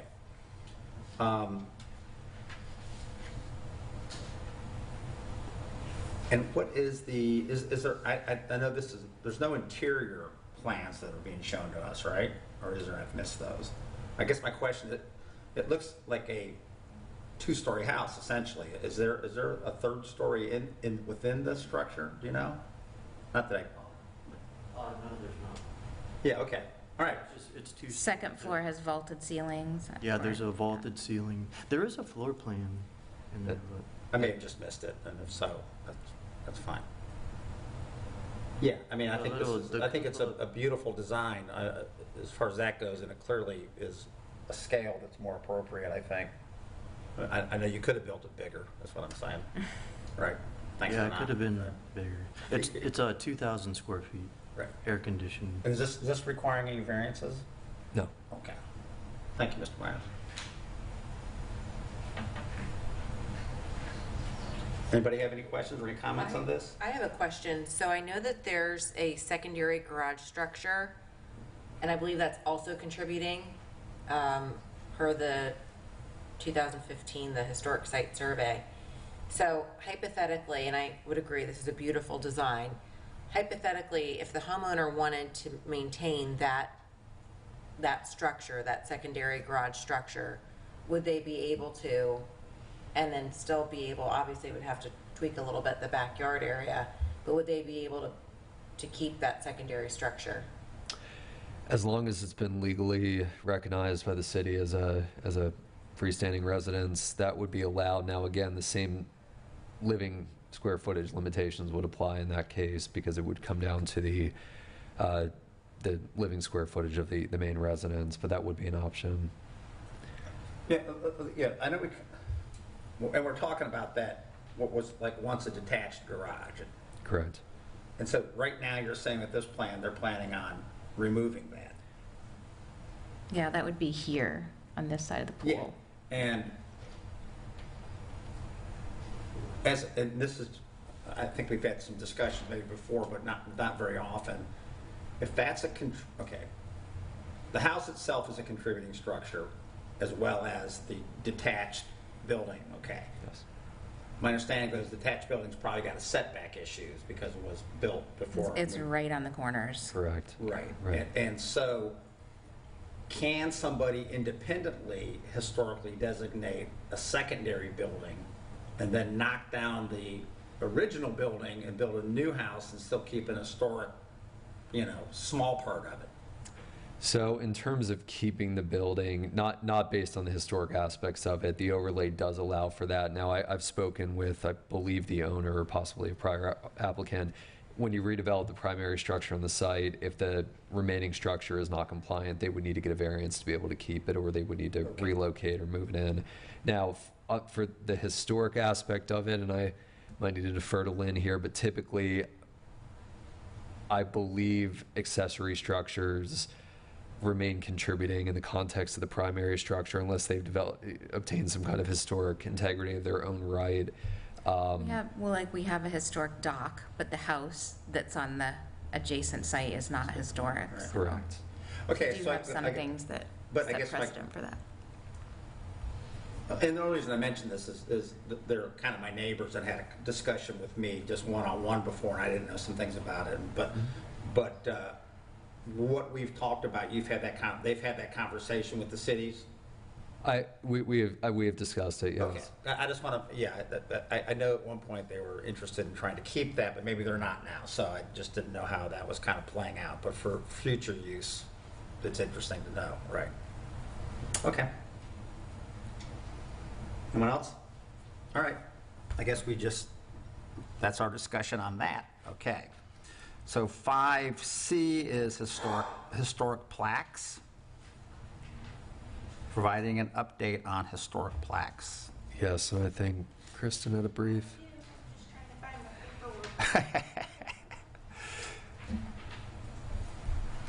Okay.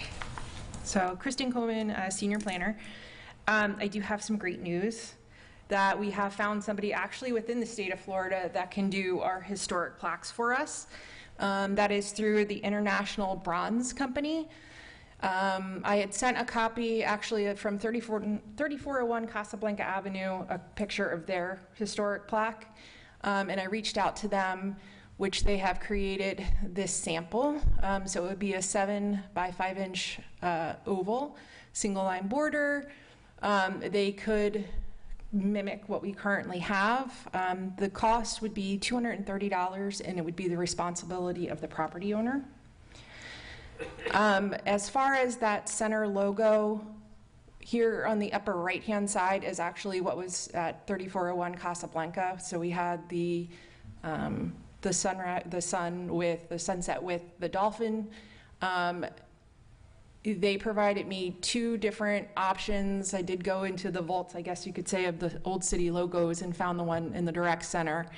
And I can reach out to them to see if they could remove the St. Pete Beach on the interior center of the logo to kind of mimic what we've previously used in the past. Okay. So I kind of am looking at you as far as, do we want to kind of go with our current logo or stay true to what we had before? Okay, so the upper right there is the one that's existing on a home, correct? Now. That is correct. Yep. And the center logo is the one that says 1957 on the bottom. Well, they both do that. That's the one that is currently? That one is one that we found kind of in our old logo vaults through our communications. Being that the dolphin's jumping in different directions? I did notice that, and I could see if they could kind of mirror that image. Jumping north in one and south in the other one, I guess, unless that's the sun rising. Depends on So what you don't side of the know, street yeah. the house is on. Yeah, right? And so the thought process would be, what we're talking about now is we can stick with the one that already exists, or we could go for some of these other options. Is that kind Correct. of Like we could try to do our current logo, but I didn't know. I wanted to, get your feel. What's the current logo? So the current logo, as you see on the bottom left, that as you see on all of our shirts, that is the most Just up-to-date logo. The setting or rising sun.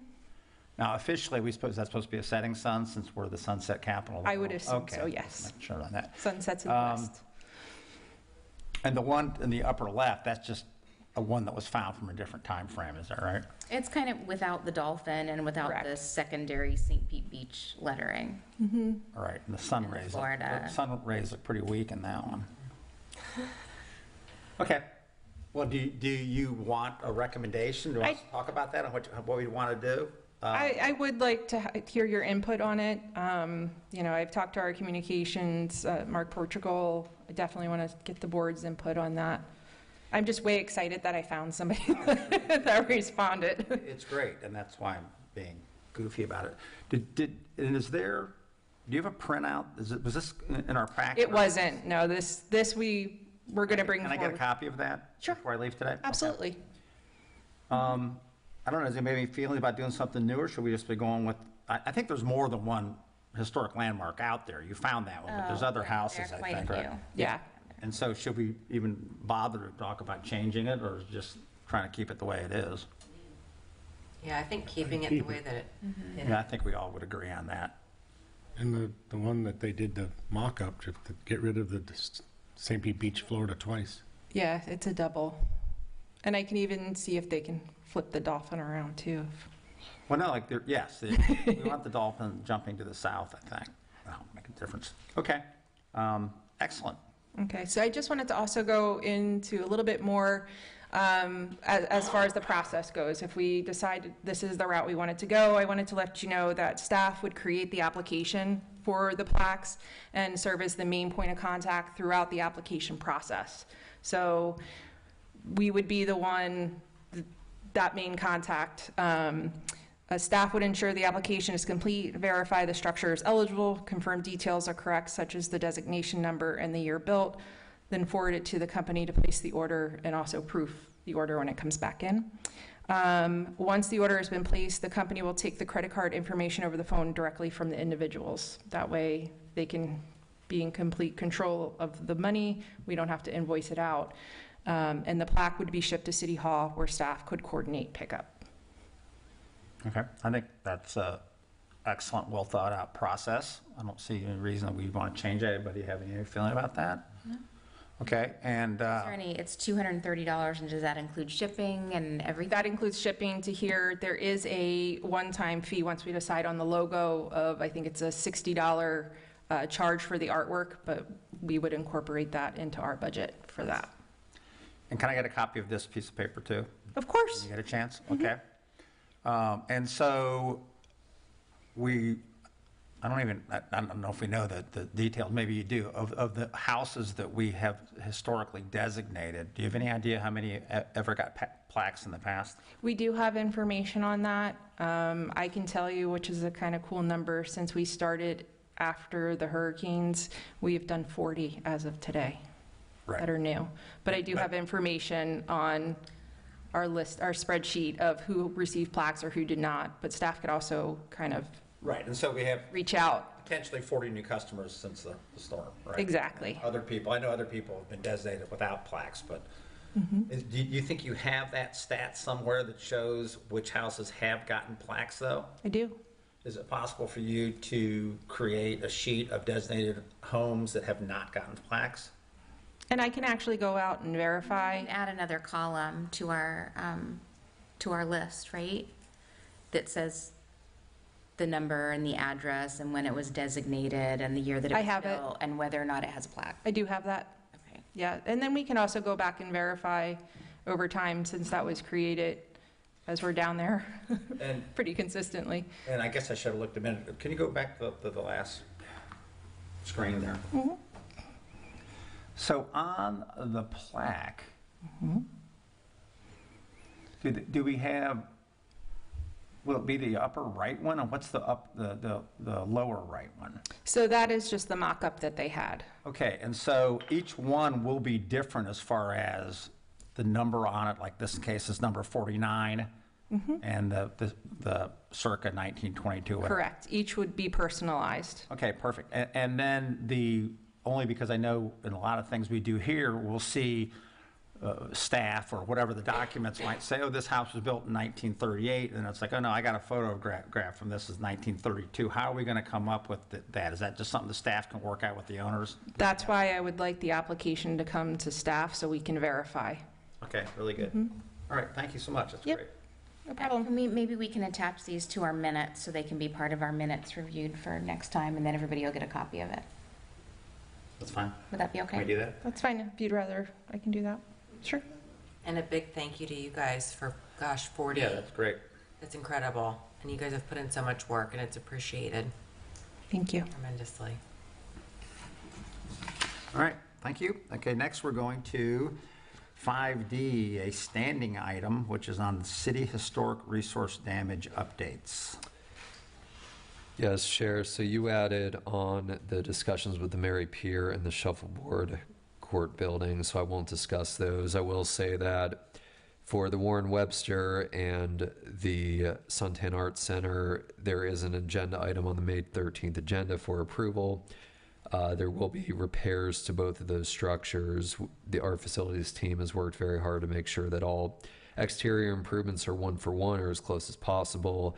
The Warren Webster will be getting a similar roof, but it will be significantly stronger. It will have wind resistance up to 140 miles per hour. The Suntan will be getting a new flat roof and HVAC. We'll be putting back the fiber cement boards. There is a need to replace the carpet, plumbing, and walls within the gallery. We may also need to replace the window trim if the wood is soft, but we will be going like for like with stronger material and water resistant. Rather than carpet? Rather than carpet. Like, did somebody say carpet? Do you know, so that's on the agenda for what, for the commission to approve the repairs?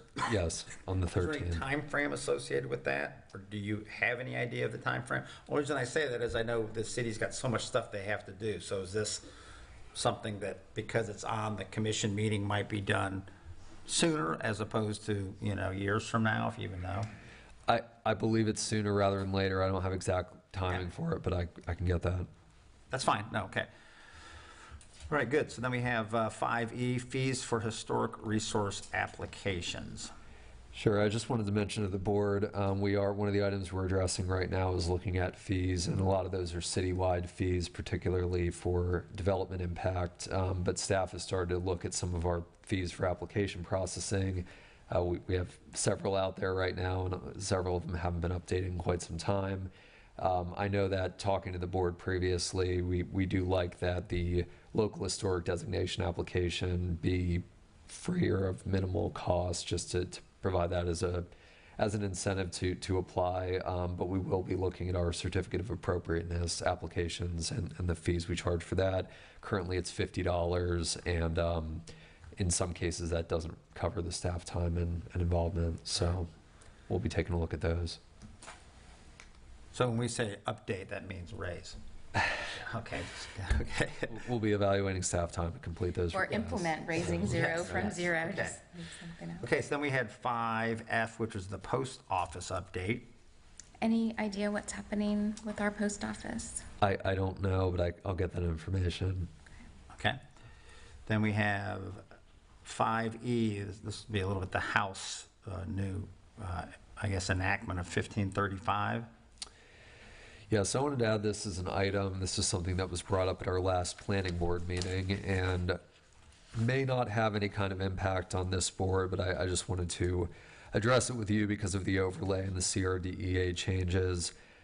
This has since become Senate Bill 180, and this is a very similar law that was to one that was put in place after Hurricane Ian in 2022.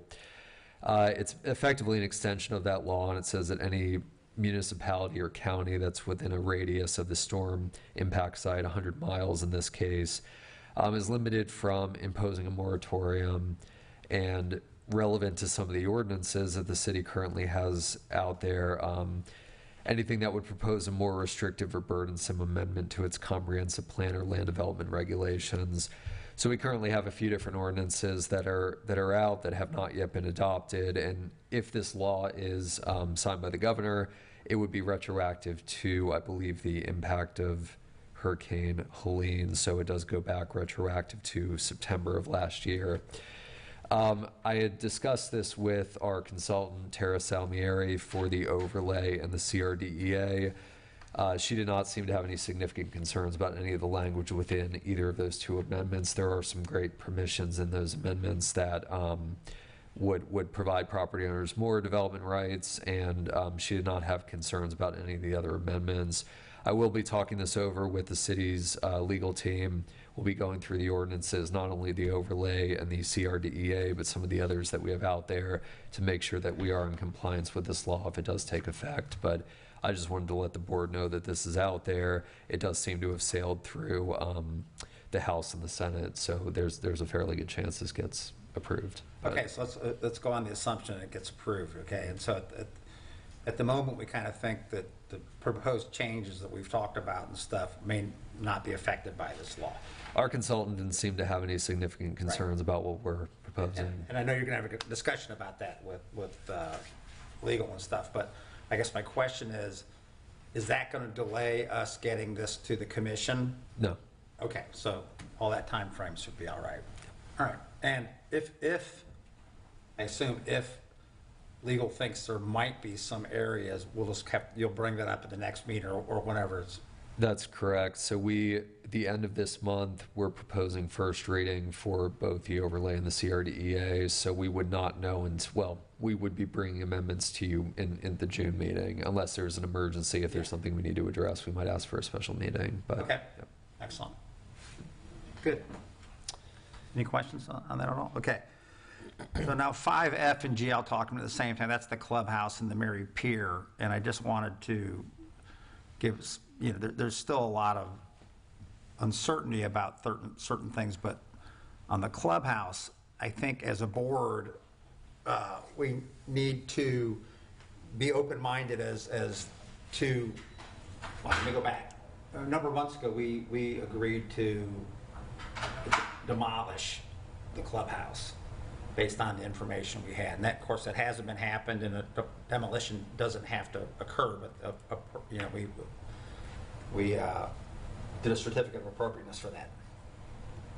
Since that time, in looking at some of these structures, it appears it's possible that the clubhouse could be repaired without being demolished. That's still kind of in a decision-making aspect right now, so it's being looked at. And the reason why that was done is, I think, upon thinking about it afterwards with the city and a lot of citizens especially came to the commission meeting last week where they wanted the clubhouse to remain, and it kind of dawned on me at that point that if we demolish it, it can no longer be historic, and it has to be ruled by FEMA rules at that time. I mean, we could build a new thing, but it would still be have to be significantly different. It would be an entirely new building. But it would still be a commercial use, right? Not a residential use, so it wouldn't have to be elevated. Is that correct? Okay. Correct.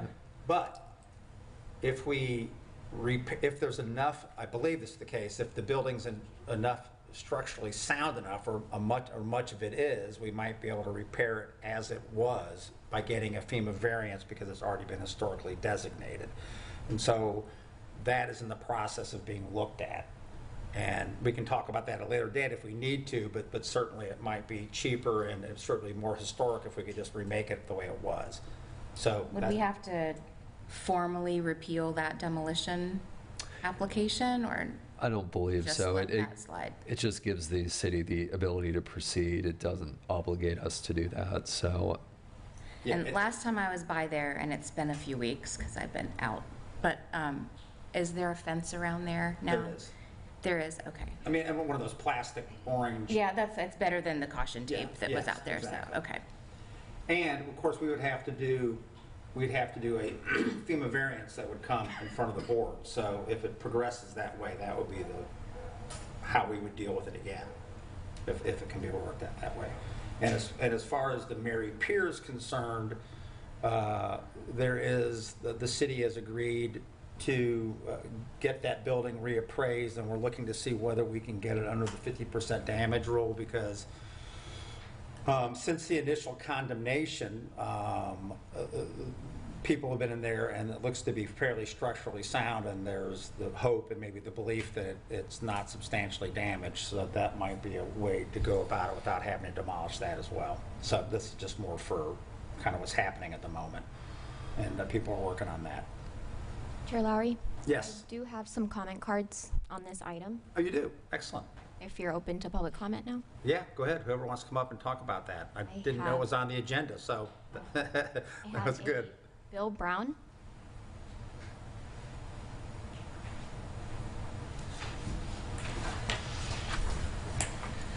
Hi. I'm Bill Brown.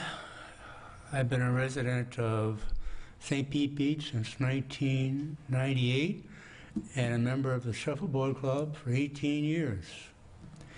For 70 years, the Shuffleboard Club was residing in the building we're talking about, and we certainly like to see it restored. Our club is made up of 40 to 50 members every year, and is composed of people that come from various states, Canada, and locals. We maintain the building.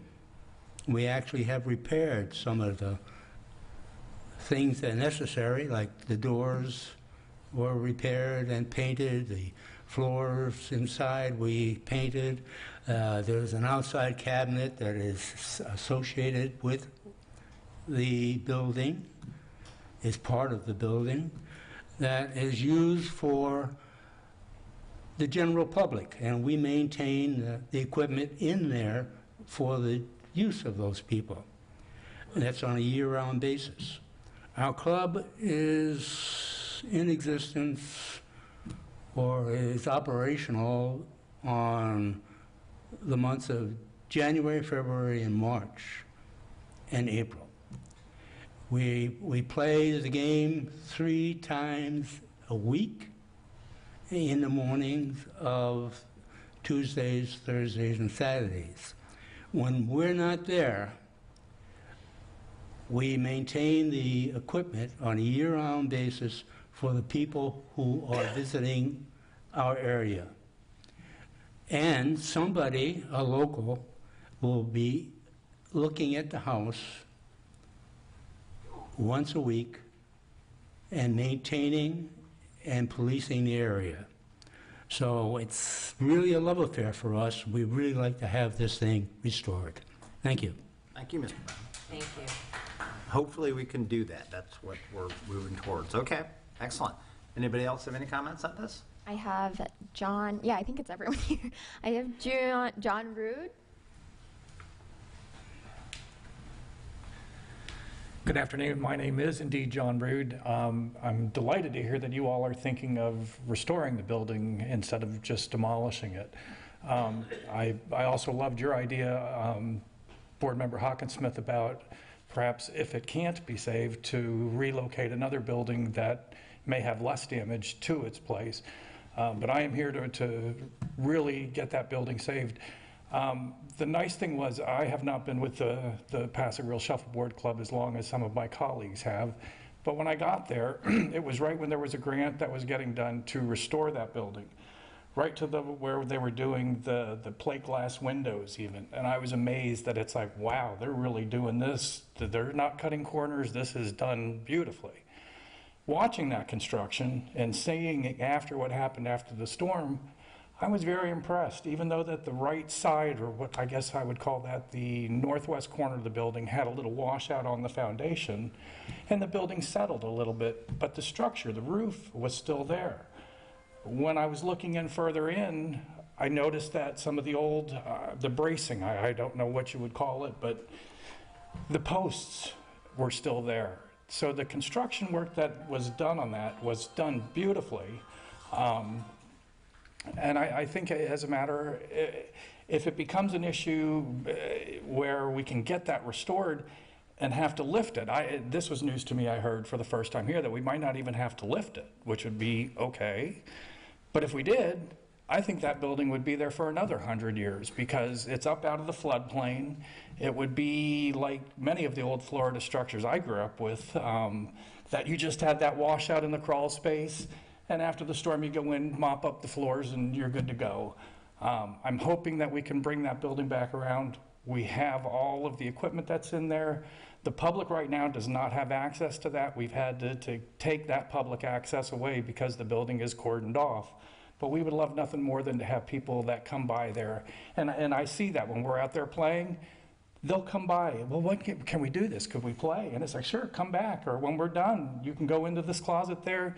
There's sticks there. There's discs. Bring them out. You know, have a good time. That's part of the character and charm that keeps Pass a Grill and St. Pete Beach green. I encourage you to keep that building going. Thank you. Thank you, sir. Thank you. Alan Staub?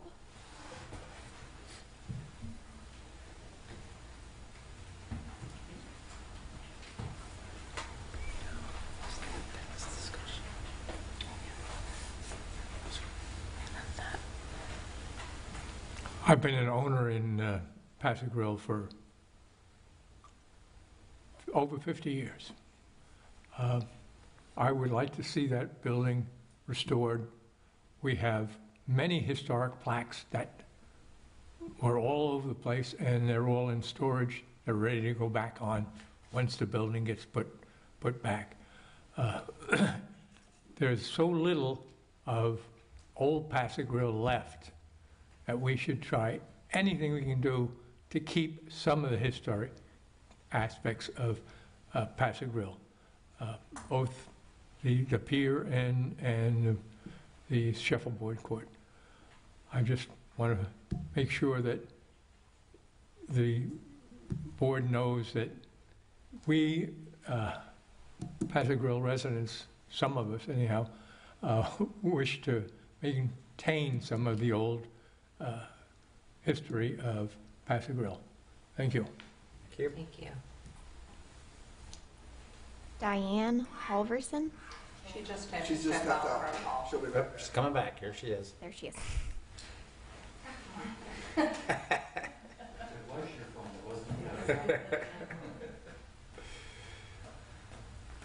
Hi, my name is Diane Halverson, and my apologies for my tardiness. Last time I talked about my cardiologist, today it's my endocrinologist calling. I very much appreciate the opportunities that Pass a Grill Shuffleboard has given us as elderly citizens to congregate, socialize, and provide some activity and enjoyment for each other and for the community. I am impressed at how many times we go to play as individuals rather than as with the group, and find adults, children of all ages playing, wanting to know more about the game, wanting to know about things that happen in the community. We are totally overwhelmed by people driving up the one-way street the wrong way who are very busy watching what's going on the shuffleboard courts. It's a wonderful opportunity for those of us who have limited availability of physical activities that meet some of the standards of aging and enjoying others' company.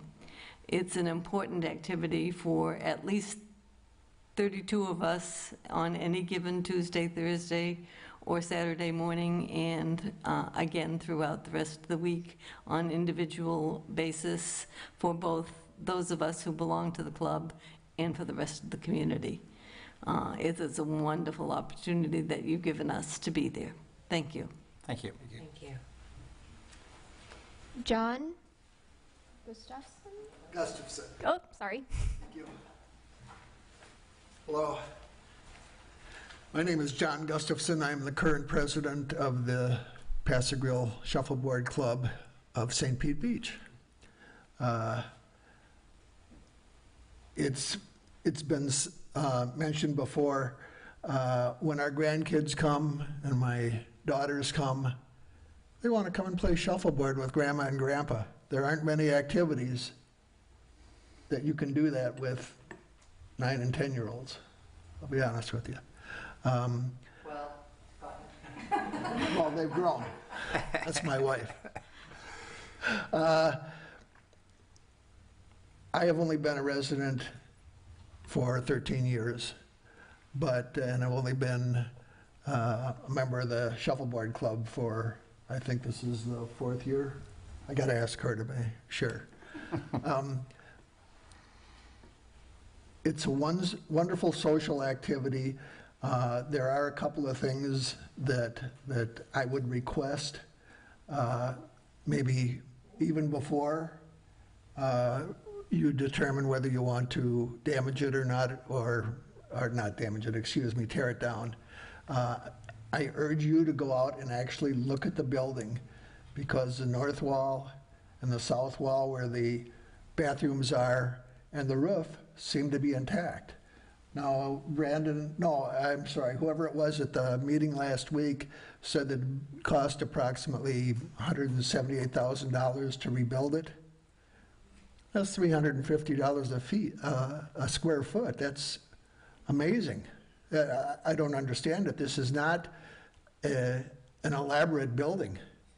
It's 2x4s and some wood siding on the outside and a little bit of wood on the inside. I don't know where that number came from, but it surprises me greatly.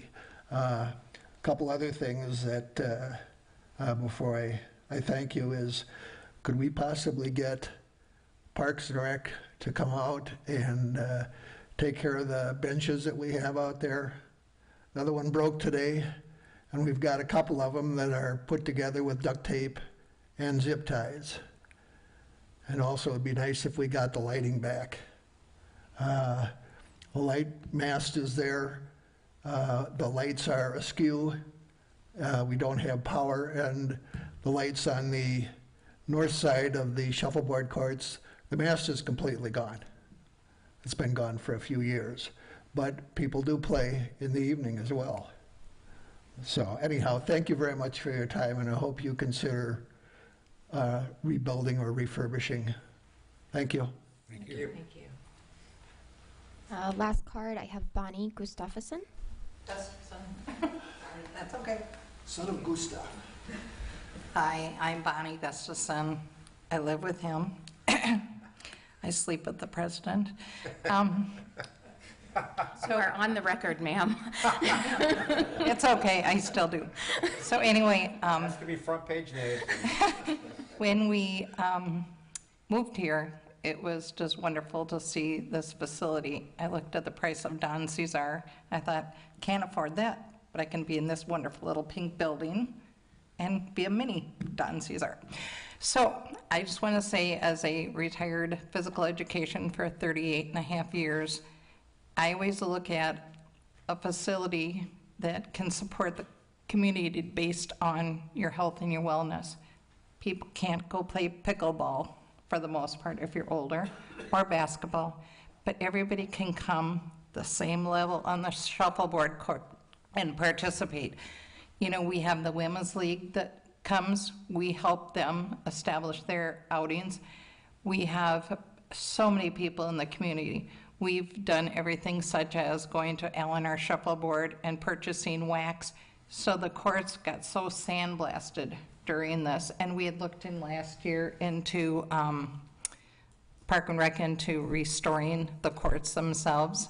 I don't know where the process is with that. Mandy, whomever, was going to look into that. But, you know, we take our money and we wax the courts and we make them functional. We'll do that again next year because it's so important to be there. But we do support the community in so many gatherings, and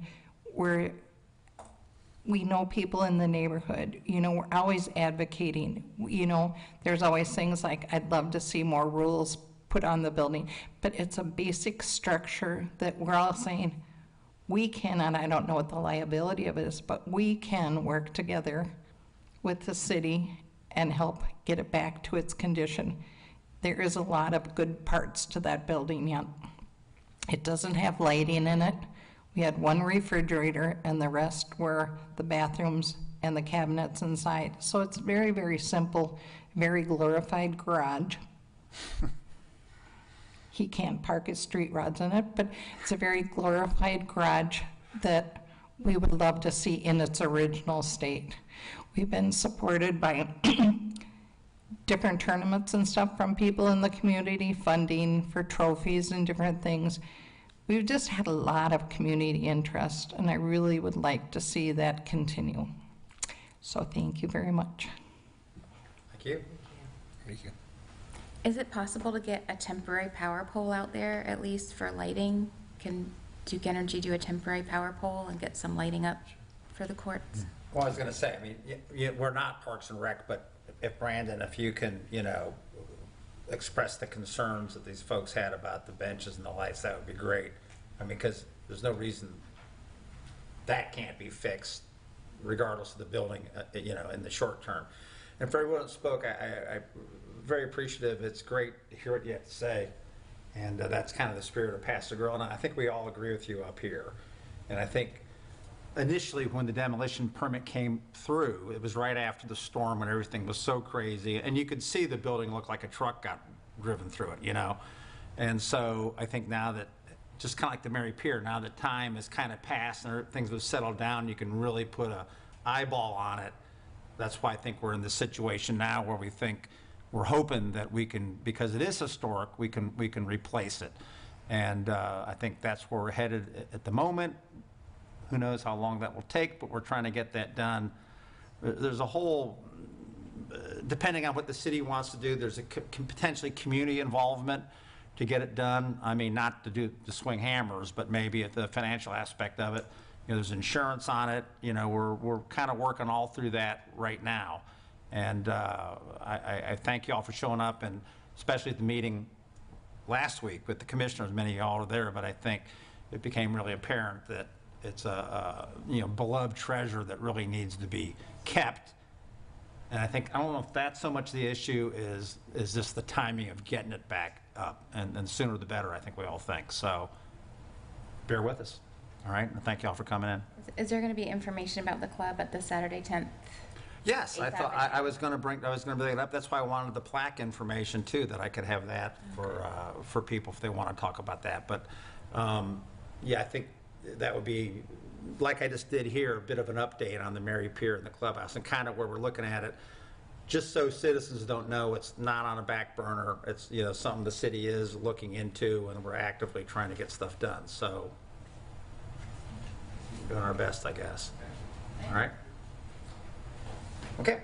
The last thing I think I have on here is 5H with the design guidebook. We've kind of talked about that before, but I just wanted to mention that again, and maybe it doesn't have to be on the a discussion for the board, but I assume at some point we're going to have to once it's been put together, look at that, and just wondering where that's at. And like I said before, I'd love to be involved, have some of the board's input into the narrative.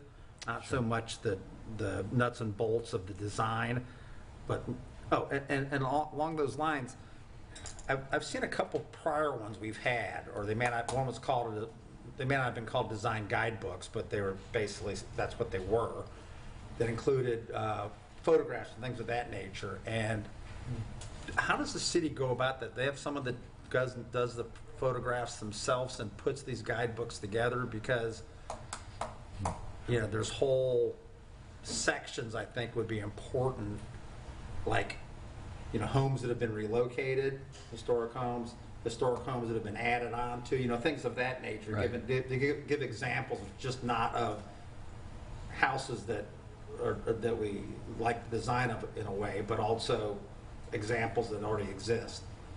So just throwing that out, so. Sure. Tara Salmieri, our consultant, is handling the design guidebook. Right. We talked with her maybe 3 or 4 weeks ago, so I believe that's currently underway. She's done quite a bit of this work before, and I think originally our view was to keep it more narrow just to the type of structures we tend to see in Pass the Grill.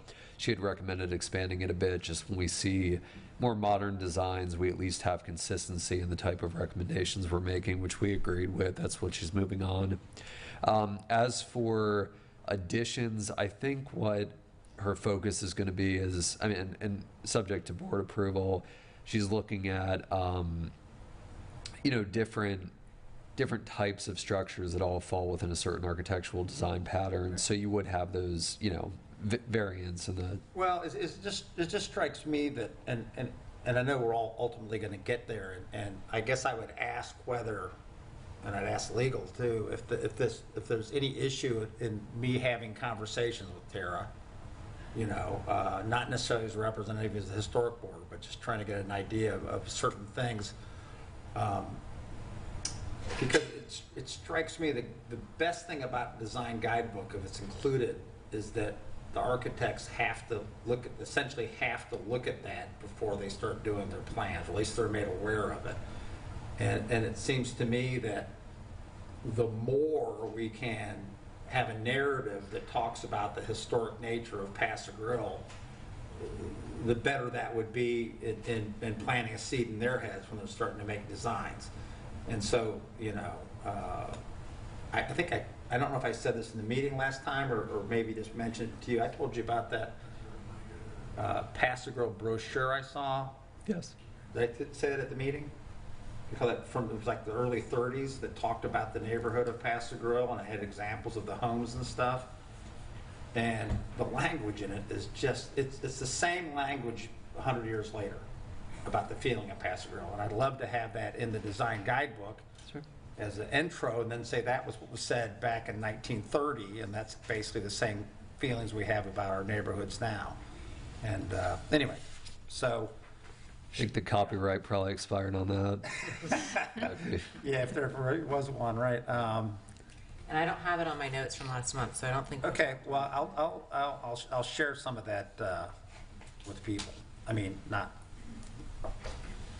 The brochure, the Paso Grill brochure? No, can I bear with me for a second? I just want to do this because I think this is really good.